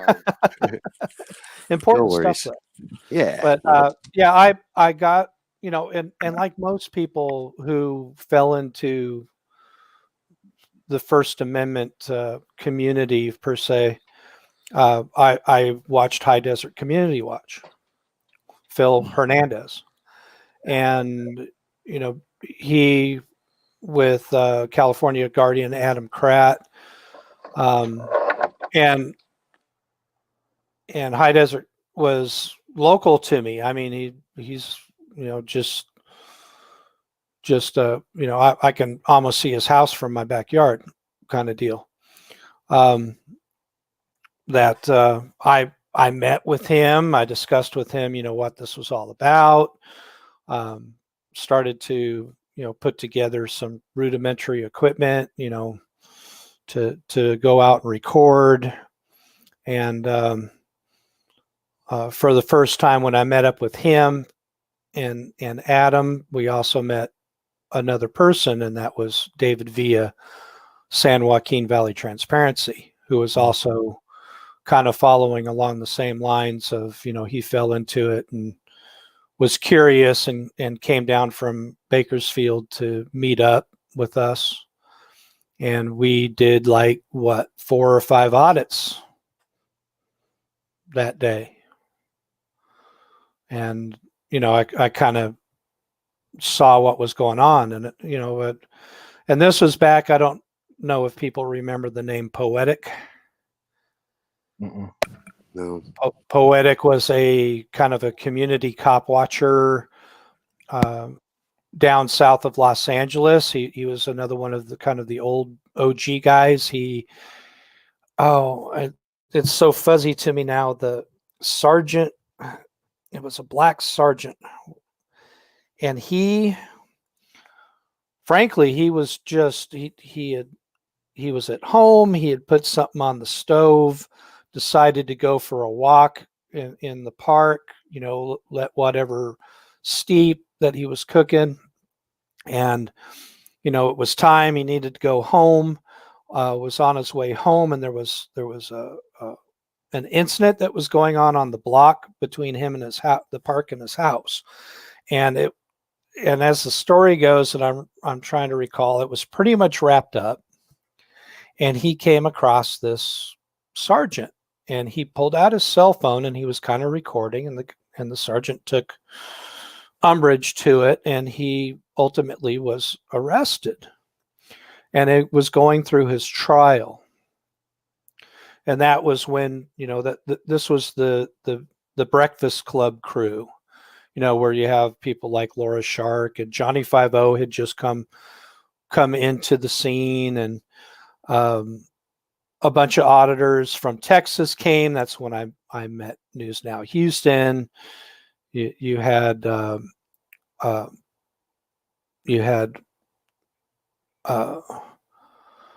Texas Sheepdog there. You had I could go through and through and through, and I have to go back and recall everybody that had shown up. And this was the first mass audit phenomenon where several of us got together and went out and went to a couple locations and audited together.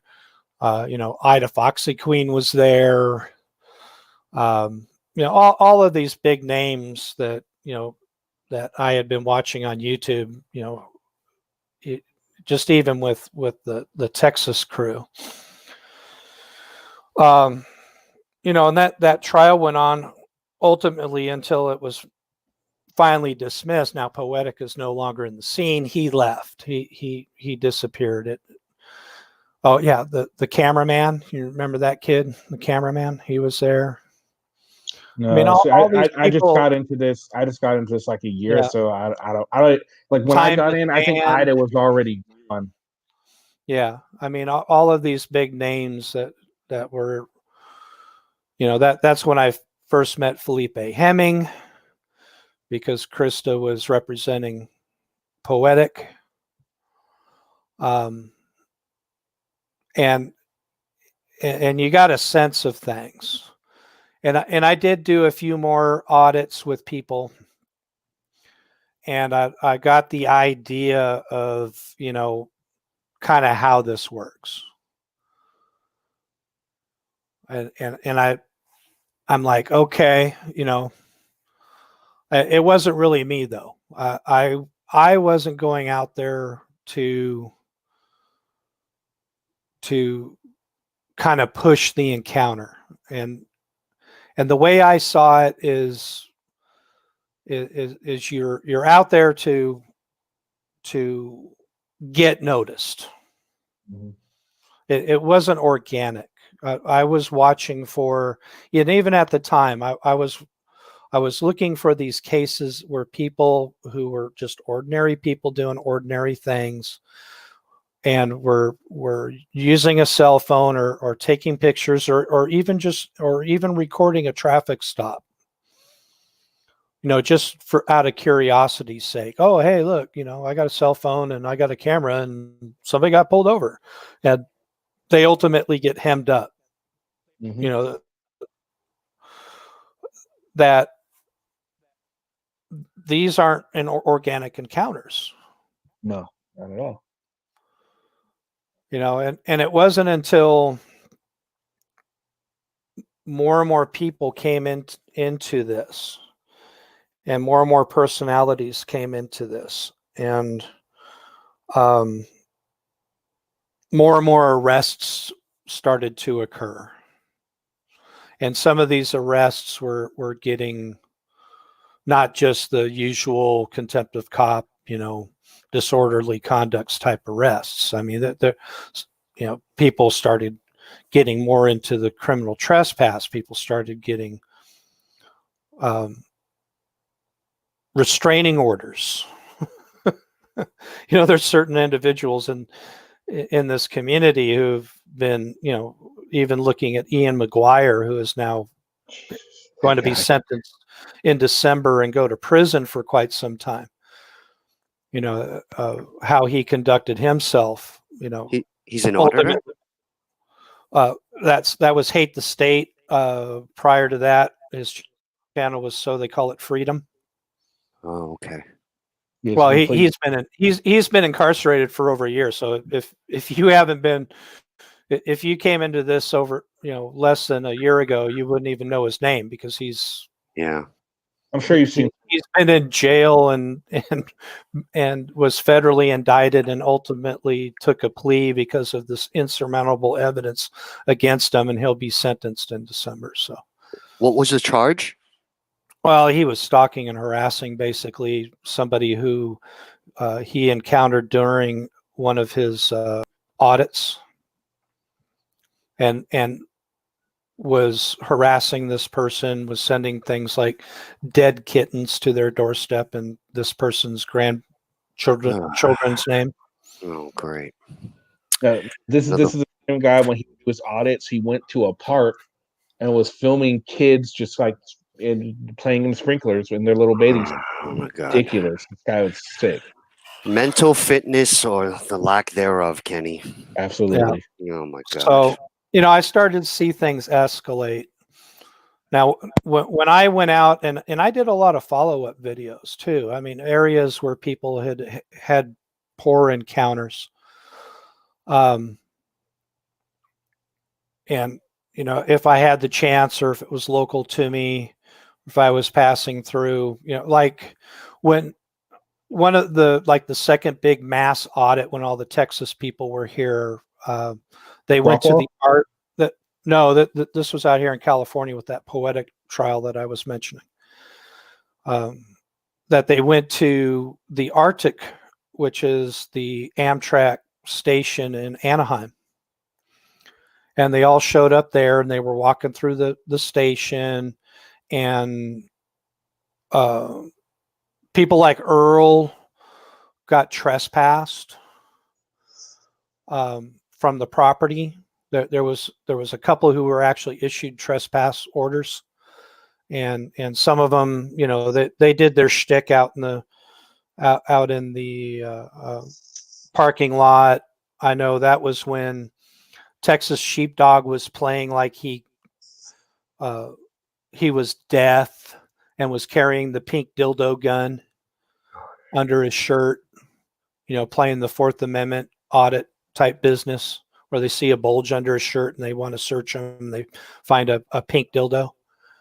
All this shtick and antics, that we're starting to come into play on people's content creations. I've seen other auditors, what they'll do is they'll get like a can of soda, and they'll put it in the plastic, in the brown paper bag, and walk around with it. And, obviously the cops think, are you fucking drinking in public? And, they get all butthurt. Oh yeah. That's ridiculous. Colorado Donkey Watch did that. That's one of his most viral videos. But yeah, and I went back to the Arctic, and like in most cases, I had to approach security. I mean, nobody was paying attention to me. I'm wandering around with a little camcorder and recording things, and walking around. I had been there before. I'd taken the train out of there before. And so I was just wandering around the whole property. I had done the auditor thing. I had parked way down the road. I was coming from the beach, so I had my beach bike with me, and I rode my bike down the road to go and parked it at the Arctic, and I saw somebody who was obviously security, and asked them, hey, is it okay that I'm taking pictures in here? I'm passing through. I had taken the train out. He's, oh, are you taking the train?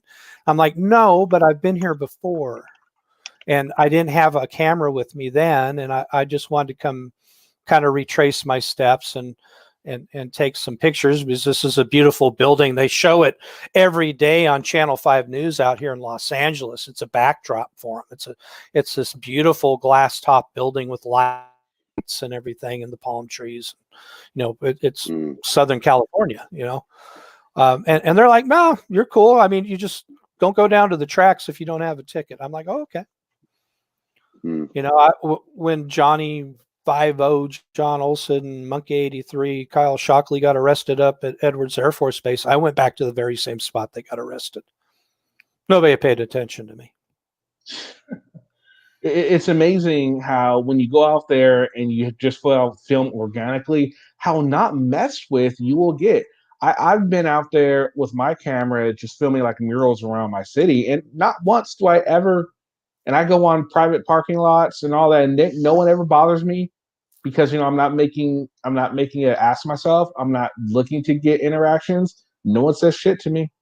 It's because I'm not looking for it. So it tells you right there that that's exactly what they're doing. They're looking for the interaction, and they're getting what they want. It's mannerisms. It's it's time, place, and manner. It's behavior. It's a multitude of things. I mean, it is a script. There's a certain big time way script of doing things, and being able to get away with it, but you don't always get away with it. That's the problem. Now, the whole dildo incident, that's what got Texas Sheepdog raided? I didn't know that. I had no idea why he got raided. I know he got raided. I'd have to get out the big hammer to pound my brain into functioning properly on too early. I get it. It's too early. Yeah, all of his issues that you know, I mean, you get yourself notoriety in your town. You're ultimately going to meet a certain standard with local law enforcement, that they're going to give you more scrutiny. And I think there was other issues that he had that, I mean, I remember there were even allegations at one time that there may have been some sort of sexual offense at one time. Oh, okay.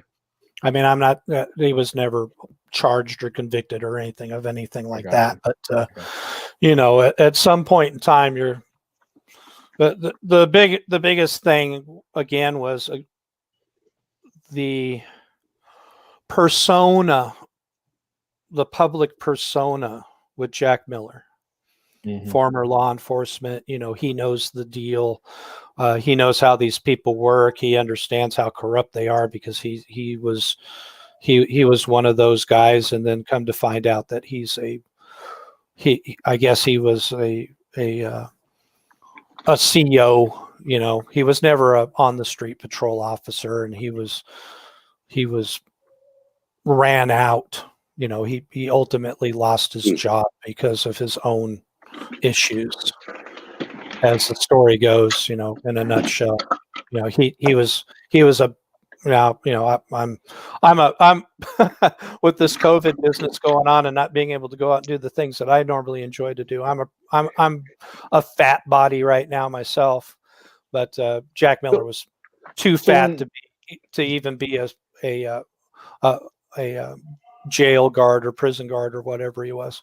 So with everything that happened with him being former law enforcement, and him not, you know, him obviously being let go for whatever reason, do you think his getting into the 1A community, you think some of that has to do with maybe some resentment towards the police, maybe? Well, I think overall. Okay. After and back to AZN, you know, starting to question things, start getting the understanding when the issue of News Now Houston came out. You know, part of the story with News Now Houston, and he again is another person who has created his own demise. If it wasn't for YouTube and him becoming a YouTube star, nobody would know his name, and he probably would still be doing whatever he was doing before. It wasn't until he met Philip Turner, and Philip Turner introduced him into it. And then Philip Turner had a case, a trial. I don't remember if it was criminal or civil, and Earl testified. And when he became part of that case, of course, law enforcement looked into him to see who is this person, and discovered that he had a prior sexual offense conviction, and Texas state law had changed. They had formed a registry, and his conviction was prior to that registry. And for a spell, that registry was for only new convictions, but then it was changed and made retroactive. And when it became retroactive and he failed to register, and basically got caught up because of his testimony in that trial, that he had to register, that's when people, and somebody again attributed it to, oh God, what's his name? His name escapes me. He's up in Oregon. He's kind of a strange lot. He's been around forever. Oh no, not an auditor per se, but somebody who, anyway, moved that his sex offender registry started to float around, and people were like some people are like, well, this can't be true. This can't be true. You know, this is News Now Houston. You know, he's Mr. Dudley Do-Right. Right. You know, he's part of PNAC. Well, he was kind of PNAC, but not really, according to some. You know, was he really PNAC? I mean, he was involved to a certain degree, but I don't think he was ever really PNAC. You know, depending on who you talk to.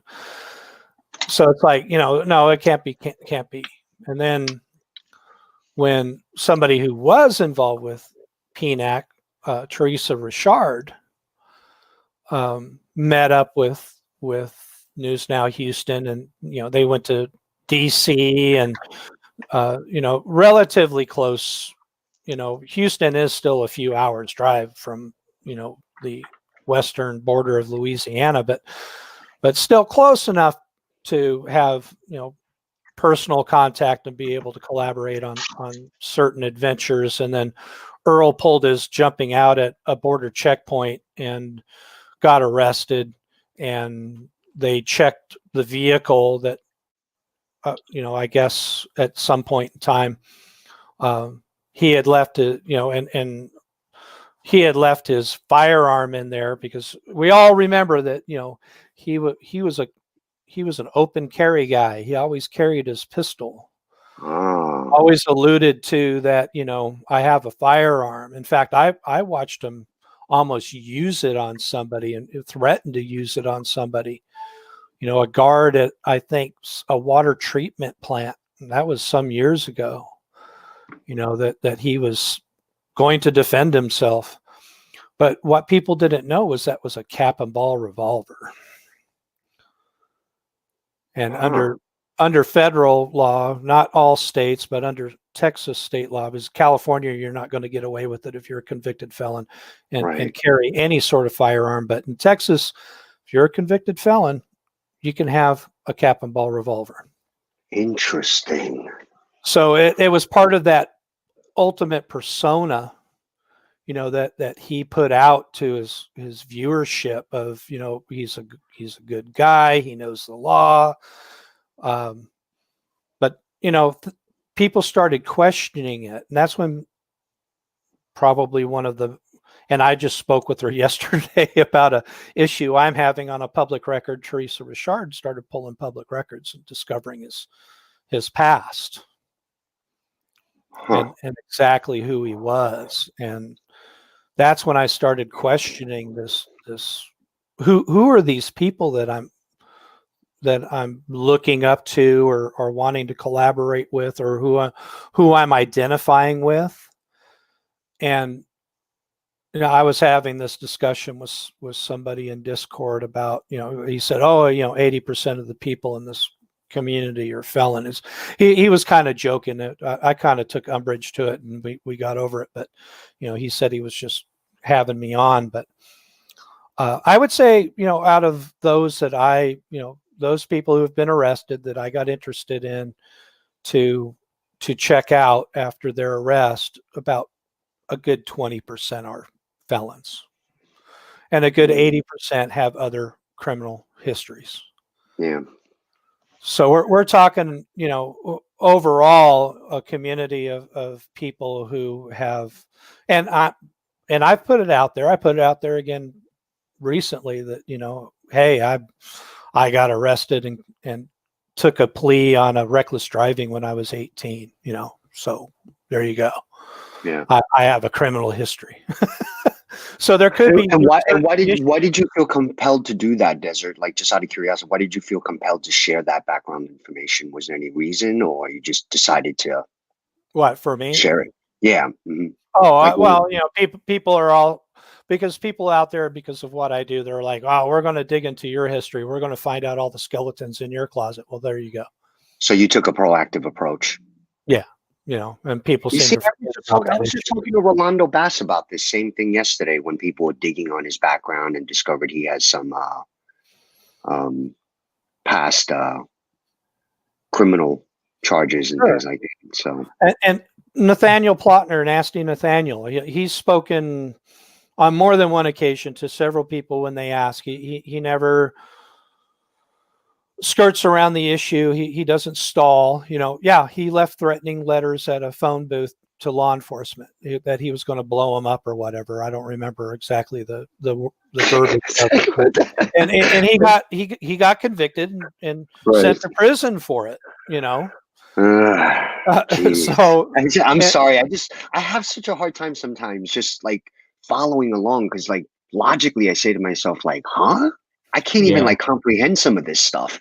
Adam Kratz felony was, he got convicted, I think, of, well, burglary. And I've spoken with him about it. He's talked about it, and he was homeless at the time and broke into an empty warehouse because he was seeking shelter, and they convicted him of felony breaking and entering and burglary. I think more so in the fact that, I think people were stripping empty warehouses of copper and all that sort of thing, and they were looking to convict somebody of something for the offense, and he was young and he didn't have any money, and that ultimately, fast forward to the situation where sometimes things go wrong, and you have California Guardian and Ohio Guardian getting arrested outside of a Big Blue and Scientology for felony robbery, and they wanting to put hate crime enhancements on it, and ultimately taking a plea for felonies. And Adam was looking at like 12 years with the enhancement in his priors. Glenn Hensley a lot less, but Glenn had a lot more to lose because he dealt his whole existence dealt on the fact that he can't have a criminal record. So basically he's going through the process. Now it's been, they got to Glenn. I know I haven't checked up on Adam, but Glenn, I know, has already had that misdemeanor dropped to a misdemeanor, and upon his successful completion of his parole, or formal probation, as they call it out here in California, that it would ultimately be expunged from his record. Now, California Guardian, is he still active? Because I see a bunch of videos, seen a bunch of videos of his. I'm not sure. Does he have a new name, or is he still active, or do you know? He, somebody a while back, a month or so ago, somebody said that it might have been Nasty Nathaniel, said that he wanted to get back out there and get started on things, but he still has issues. And he had a hiccup in those issues. And he was on his formal probation for that felony when he was still out cop watching. And he got the eyeballs of law enforcement, and that's when they came and raided his home, and they found him with an old little bitty like keychain, maybe. I'm speculating here. Can of, from my recollection of our conversation, a can of pepper spray.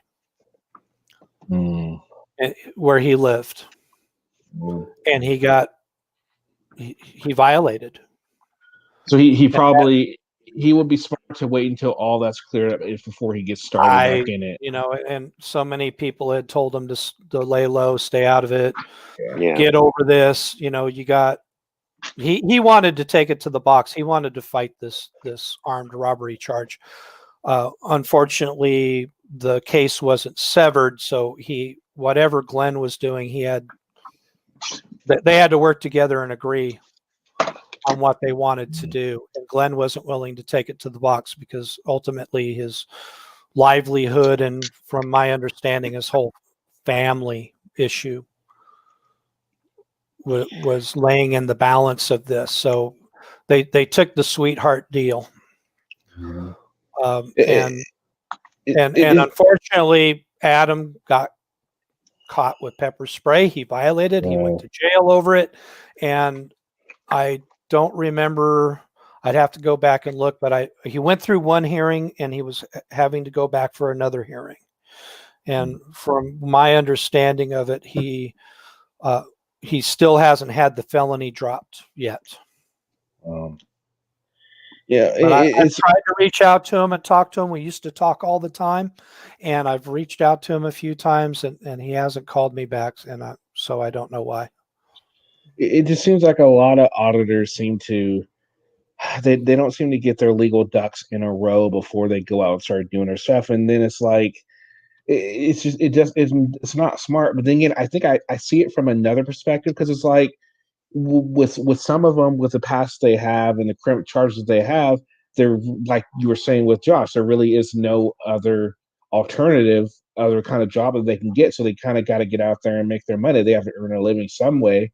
So they got to get out there and do something. With some of them, not all of them, obviously, but some of them probably feel that stress to do it. No, no. In California Guardian, I've seen some of his audits. Mostly, I've seen him with High Desert Community Watch, and I think they're both just, in my opinion, they're both just pieces of shit. Well, you're talking about California Guardian and High Desert. Well, when they're together, I honestly haven't seen too Yeah. much California Guardian by himself. Actually, no, I saw one video where he was by himself, where he went to a military building. He wasn't too bad by himself, but it seems like with a lot of auditors, when they get around other of their ilk, when they get around certain people, they feel they have to act out. They have to live up to this standard the other person they're with is bringing to the table. It's sad, really. Yeah, and that's what I saw that was going on with the mass audit business. Is there's this empowerment in the mob. Yeah. The mob mentality of it all, and Yeah. and to see, a lot of what you see with like Jose Gonzalez, SGV News first, to where and anybody just with mild curiosity as to why you have this. People don't normally walk around with these rigs, with these cameras. Not at all. That's not a normal occurrence for people. See cell phones every day. People may now even see, because I used to walk around with my cell phone in a gimbal. I got rid of my camcorder. I sold it. I sold all that stuff. You don't need anything more than a gimbal and a cell phone for decent recording, for decent footage anymore. Mm-hmm. So, people probably see, but when you've got a GoPro on your head and a GoPro on your chest and a GoPro coming out of your ass and this huge camera body rig cam, with all this, yep. With all this gear attached to it and batteries and wires and this whole contraption on a bipod with a retractable tripod on the people may become human nature, guys. Yeah, people may come up and ask you, hey, what's going on, what are you filming, right? Especially and even out here in Los Angeles, where people see one place where I used to live, there's two different sites that anybody in here, if I described them to you, you would say, oh yeah, I remember that commercial, or oh yeah, I remember that movie. And and they're movie sites, they're movie sets. And also certain areas out in the middle of the desert where, and in fact, I had screamed at some of the production outfits because I'm trying to get to work and I might be running a little bit late, and they're blocking the only roadway to get to the highway so I can go to work. And I'm like, you motherfuckers. So people are used to seeing production. Mm-hmm. And people get curious, they want, oh, is there going to be a star? Am I going to see somebody famous? But still, somebody just walking up and asking you, hey, what's going on? What you recording? And the first words out of their mouth is, go mind your own goddamn business. Get back to work, you fucking idiot. Mm-hmm. And I saw that with people. I saw that, you got a bunch of people walking around, and even at that time with just like normal consumer camera gear, a camera with lenses, maybe a camcorder, maybe taking pictures with their cell phone, whatever you had on you, but you're kind of in a group of 5, 6, 7 people walking around taking pictures, and somebody's pulling into their property or wherever they work, getting out of their car and saying, hey guys, what you guys up to? And everybody focuses on them and starts berating them. Mhm. Instead of just saying, "Oh, we're just out taking pictures. What's, how you doing today?" Mhm. And that's how I encountered people when I was out there. I'd set up a camera, I'd have my clipboard, I'd have a story to convey. I would use some facility as a backdrop, and I would be setting up my tripod and checking my mic because I was always forgetting to turn it on. And people would go, "Hey, what's going on? What are you doing?" I says, "Oh, I'm just doing a little, you know, news story, YouTube content thing. No, Mhm. nothing big. It's just my own deal." "Oh, okay, that's cool." And And that's one of the things. That's one of the things I like about. I don't know if you're familiar with the auditor, but I told tell an agent about him. Roddy podcast. I like him because somebody will come up and ask me, "Hey, what are you doing?" He'll just let them know, "Oh yeah, I'm just out here filming. I'm a first minute auditor." Or he'll say, "Oh, I'm just out here filming," and he's really polite about it. He lets people know what he's doing. He tries to set their mind at ease. He even tries to set officers when they approach him at ease, and I really respect the fact that he does that. He's not looking to escalate a situation that doesn't need to be escalated. Mm. yeah, I mean, when Yeah. I was down at Long Beach at the courthouse, and we were doing the usual thing. You go to the back door. There's cameras watching you. You take some footage, and then you stand around and wait. And that was the game. So you It's stand like around and hunting. wait. It's like You bear stand hunting. around and wait 15, 20 minutes, and if you don't get an encounter, you move on. But we got an encounter. They came out the side doors. They came out and started asking us what we were doing, and and people started going into their scripts. And there was this one female sergeant that that this was a sheriff's deputy, and I was taking some footage of their command trailer. They had this huge command trailer that went in and out of the parking lot underneath that courthouse. I guess that's where they stored it. I don't know, but you could tell it was a command trailer. But I was playing dumb, and I was asking this deputy or the sergeant, hey, I saw this big old huge truck and trailer come out from underneath, and they came out and pulled out or pulled in, I don't remember which. And I'm just curious, what was that? I'm it was quite a impressive sight. And this person was just like, I don't know, I don't know, I don't know, I don't know. It, it and it shows how defensive you can get these individuals in immediately, Yeah. to where I'm just a guy on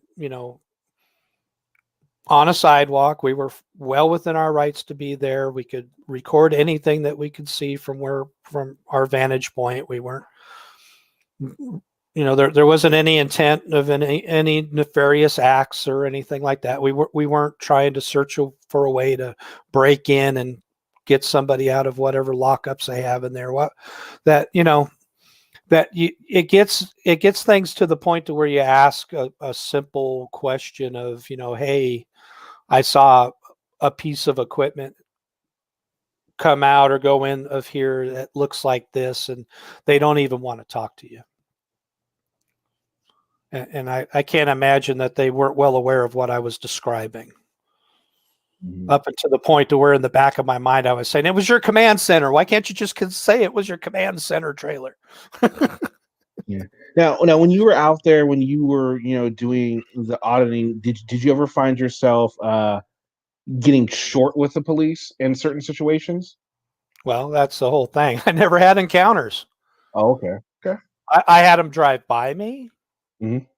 I mean, in my paranoia at the time, I thought maybe I had been followed Oh, once. okay.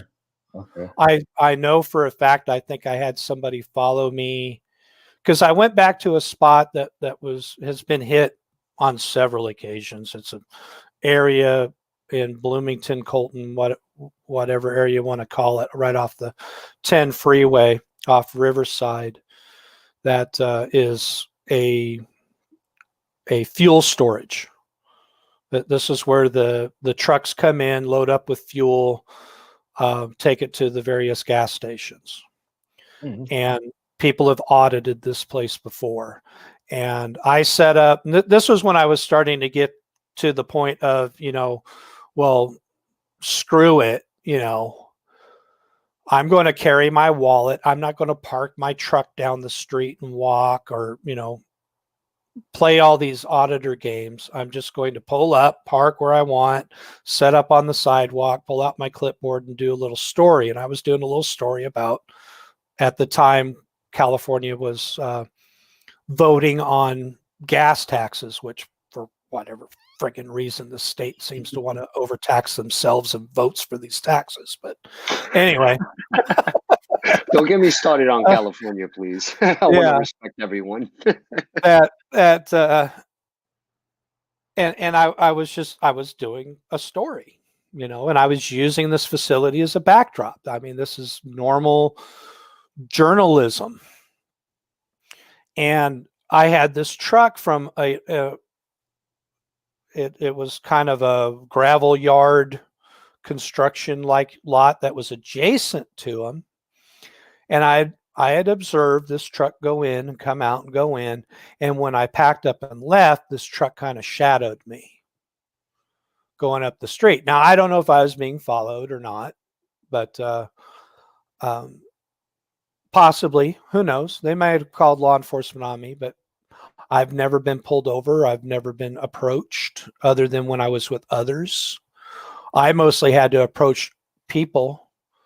I think one of the last major kind of out on the street sort of auditing court arrest updates I did was at a city hall. And it was about the same time last year, November, December timeframe. They were getting ready for their Christmas parade. Now, it was on a Friday and they were closed, but there were people working there and the police department's there. And I walked around on the property in front of the doors of the police department, went to their back door where obviously, I kind of walked past everything and found myself in a corner where obviously it's a non-public entrance where there's some benches set up where they come out and have their lunch breaks and whatnots. And turned around and went back out, and there was a couple of guys sprucing up the property and setting up for, the city to look neat and clean for their Christmas parade, and had a little conversation with them. So, if you don't light yourself on fire and run around screaming, people have a tendency to, see somebody doing reasonable, normal things out in public. Yeah.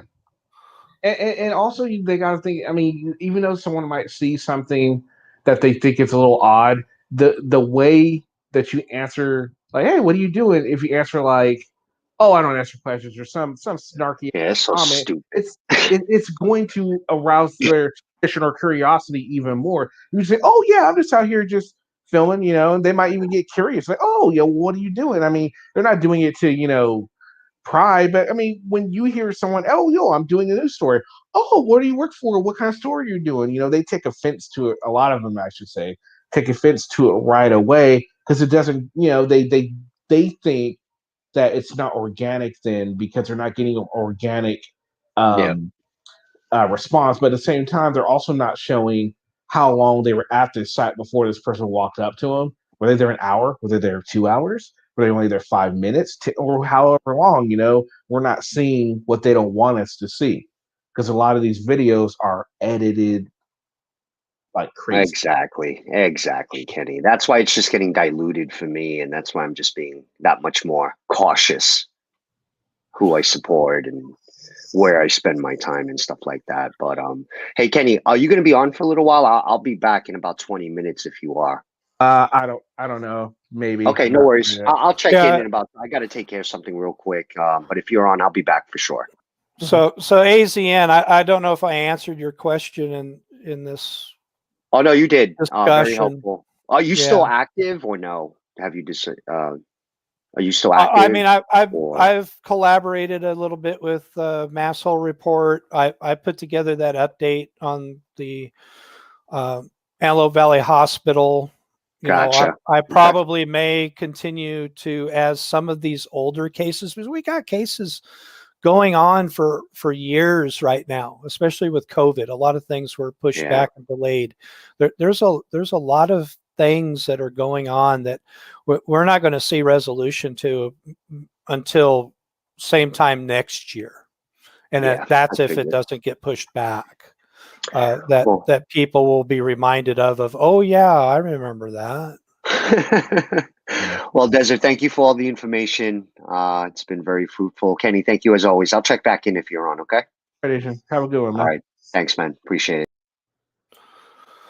So Desert, I was thinking, like, since you don't want to do like your own channel, what about like once a week or once every couple of weeks, you can come on and kind of give the rundown of what no pressure, for like just whenever you would like to, I just want you to know that it's, the invitation will be open whenever you feel like you would like to do that. Just let me know a little bit in advance so I can set it up.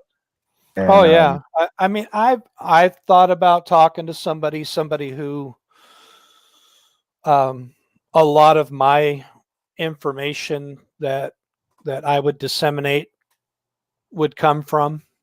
I mean, we still in part work together on certain things of keeping tabs on things. You know, I'll pass information on to them if they don't already have it or didn't see it. They'll contact me about certain issues that they know that I have knowledge of, and whether or not they would be willing to go through it. At this point, I mean, I have just scattered notes, and every once in a while something piques my curiosity, or I'll take note of recent arrests and just put it down. It's mostly, a lot of it is turned mostly into research. Okay. There's actually people out there who are interested in this research. Oh, I have an idea. If you don't want to go that route, what about like, cause like I said, I appreciate your thoughts, and I think you have a real mind for all this, and I respect your opinion, and I think that a lot of people on the channel and just in the community in general respect your opinion. I was thinking maybe, like, again, if you don't want to do your own channel, every once in a while, just like a state, you're the state of the auditing community according to Desert Sentinel sort of thing. Just like whenever you have something like, yeah, this is what I think, and whatever. Just, I mean, I just want to be able to give you a platform if you don't want to have your own platform, so to speak. Sure. But if you want to do your own, man, let me know. I will help any way I possibly can, because I really do miss your videos. You really kept me in the loop on a lot of crap that was going on, and sad to see that you're not there anymore. But it happens. I understand, shit happens, and you gotta, it is what it is. But just, yeah, I mean, open invitation, man. Anytime. I really enjoy having you on, and man, I mean, that was a lot of good information. And I had I heard stories that you were an auditor at one point, but I never like heard anything from you. So these stories are really interesting, and also it's kind of cool to see an auditor that didn't really have any interactions with the cops. You don't see that, you know what I mean? Well, I mean, and Man in Black, and he had plenty of encounters. Never knew, never heard, don't believe he ever did get arrested doing anything. I don't ever, maybe a detainment. And he and I would find each other and catch each other on the tubes, and he still pops up from time to time. There were people out there that and even understanding the ones who are actually trying to kind of push the buttons and push the issues, the honor your oath, Jeff Gray, Mhm. you know, that he does test, Mhm. and you know, and that was even like Bunny Boots, if you remember Bunny Boots. Wow. He never called himself an auditor. He called himself a tester. That's true. You know, that this whole the whole etymology of where the word and name and who first uttered auditor came from, and that kind of stuck. You know, and then all the different people, and even just recently again, people discussing what is an auditor. You know, Shiva. You know, Shiva. Mhm. What was discussing what is an auditor? What does it mean to audit? It has been coming around more and more lately. The one thing that I see though is what and following trends. You know, I one of my first jobs was kind of analytical Mhm. and looking for certain trends. The job I do now, I also kind of watch for certain trends to see what certain, you know, certain things that are occurring and why, and you know, and making corrections so there isn't downtime because of this trend. Mhm. And watching over the past several years how this genre has progressed, and also looking at it from the perspective of other communities that are on YouTube and other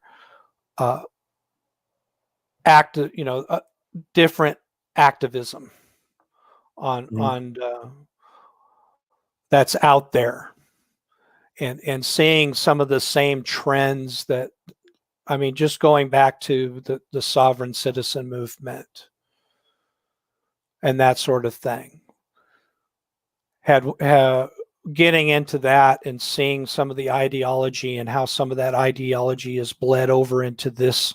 And even though people don't, you know, and they scream and yell and have a fit over, well, I'm not a sovereign citizen. Well, you go and watch people who call themselves sovereign citizens and how they act and what they do and what they believe in, and you come back to me and tell me that you're not a sovereign citizen.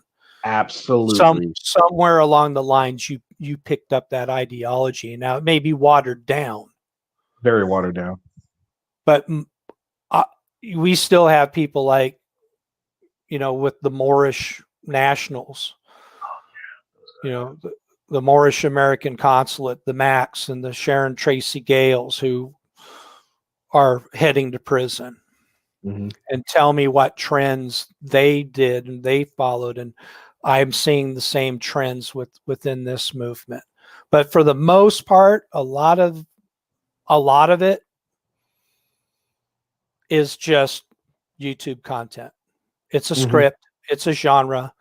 You can go out there and you can make a show of it. You can throw up your thumbnail. You can put all your cute verbiage on the picture. Wow, Mhm. look at this, you know, Mhm.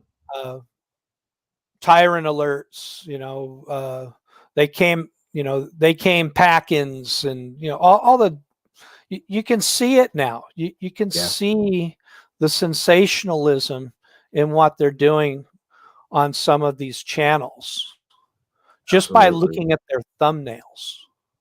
Or what kills me is or what another thing they'll do is any video they put, as mundane as it is them eating a fucking bag of chips or cereal, whatever it is. First Amendment audit. It's like, what? That's not an audit. You're just fucking no. It's like they just misrepresent the entire video. They just put First Amendment audit across any video they put out, no matter what it is. If they're Right. just going to the post office, or they're just, you know, talking about court case pending or whatever. Right. It's First Amendment audit. It's ridiculous. The sensationalism, the false advertisement, you know, just it's ridiculous. And another It's question, it's another question I content. wonder. Yeah, I know. I know. The Yeah. question is, you've been in this. You've been doing. You say about 4 years now. So when you first got in to the community, were there already news now this and that, or when did that really start, or did that start before you even got into the community? What News Now? That came from J.C. Playford out of San Diego. News Now, San Diego. He was the original. Right. Wow. Okay, that's interesting. Did not know that. And Earl picked up the News Now moniker and became. He had notoriety. Okay. And then when you had the Guardians and the Watches and all of the little tag names that people came up with, which there was no Sentinels out there. There is now, but I don't think because of me. But I went through great lengths to steal a name from a dead newspaper out of Desert Hot Springs. And there was no other Desert Sentinel on YouTube. Great. But yeah, I mean, a lot of people attribute the News Now moniker to Earl David Warden, but it wasn't. It's J.C. Playford. And I was watching J.C. Playford videos also when I fell down this rabbit hole. And he was kind of the first rebel independent journalist. I mean, he had the credentials that were available to you in the San Diego area that were issued, I believe, by county sheriffs.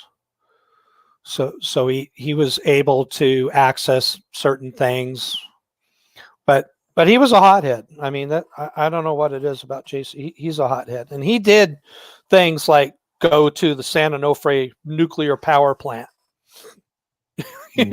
Wow. he pushed those boundaries. Jeez. Okay. Seeking for journalistic knowledge, looking to get, make some story out of it. It wasn't just, he wasn't just out there standing around in front of a building until somebody approached him and asked him what he was doing. No, he was out there actually creating news stories for, their online blogging. They still do it. I mean, JC's still out there. I think he moved to Florida now. There's still the old guy and the woman that sit on the, with the green screen and in the chairs and have their news thing. I go and watch it sometimes, but it's like, I think pulling fingernails is more enjoyable than watching that. Yeah, I got you. So back again, it's the popularity thing where you got somebody out there actually doing it. But on to, and like I said, what these people say they are is that they're good. They're out. I'm a journalist gathering content for a story. During these riots, there's the streamer genre. Yeah. Have you come across that? Well, I just got introduced to, they call themselves IRLs, in real life streamers. So they just go out and they're pretty much doing what auditors do. But there's this one I saw that really pissed me off. They got into it with this freaking lady, and the dude waited for his friend to come out of a fucking bathroom and they just tased the lady for no reason. It was fucking ridiculous. No, I'm not even talking the IRLers, like the Ice Poseidon types were around before, this year's this generation's big mass revolt throughout the United States. These guys were the guys that you were watching on YouTube that were live streaming these riots. Oh yeah, I've seen people like, yeah, okay, yeah. Peachy did that for a while. She did a good job with that. Right, like what Peachy did. And some of them participate. The only criticism I had was Peachy participated. Okay, yeah. But these streamers are for the bulk of them. There are some, they're out streaming, they're out participating while streaming, but the true streamers, the ones who are out there, who were in the middle of it, who were getting hit with the pepper balls, who were choking on the fumes of the tear gas, in some cases were being battered by the protesters, were being arrested by the police. those I started to recognize and see as the true independent journalism that social media can bring us. Absolutely. They were out there and they were in the middle of it where the majors were only watching with a helicopter. Yeah. Very You know, true. who the street people ran. Of course, I mean, people were getting threatened. One of these streamers showed a screenshot when they were in Kenosha, and this was when that shooting happened and everything. I don't know. I think it was right before the shooting happened. It was like the night before, and one of the protesters pulled a pistol out, stuck it in their face. You know, the guy was just on the street, you know, like everybody, or on the sidewalk, or, you know, and was recording the events that were happening. And one of the protesters took umbrage to that and walked up and pointed a gun at him. Mm.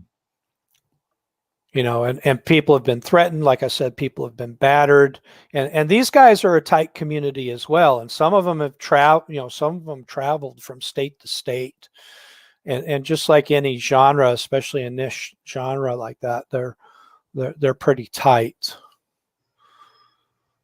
Yeah, absolutely. But that is what I was looking at, what I thought that this First Amendment auditing community was really supposed to be. Oh yeah, absolutely. Now, from when you started to now, like, is the verbiage that the auditors use still the same, or has it evolved over the years that you noticed? It's just turned into a garbly goop of everybody's catchphrases. Okay, yeah. It's like, you know, go to any, you know, pick 100 movies that have a catchphrase like "I'll be back." Yeah. And, you know, you're dismissed, kick rocks. A lot of them come from Phil Hernandez. I mean, frankly, Okay. a lot of these catchphrases come from him. Yeah, they do. You know, Definitely kick rocks. Yeah. some of the early training of, well, you know, if police come up to you, you tell them you're gathering content for a story. I mean, that was just one of the lines that was fed to me, that was taught to me early on. Okay. You know, and during some of these riots, I mean, I got like 5 clips of arrests of people telling law enforcement that I'm media, including Peachy Rider. But several people were arrested during these protests when there was curfews, or they were giving orders to dismiss, you know, or orders to disperse, and they tried to blend in with people who were recognized as media by law enforcement, and we're giving the excuse, but I'm media, and we're getting arrested. You know. Yeah. In fact, I think in some ways, in some cases, that some of these streamers after a while were being recognized by law enforcement as not being part of the problem, that they were there exercising their First Amendment right to record history. Yeah, absolutely. You know, Because that definitely was history, and it needed to be. We needed an unbiased look at it, because let's be honest, the major news networks are going to put their slant on it, whatever they film. And the biggest Nazis on the street during a lot of these protests were the protesters themselves.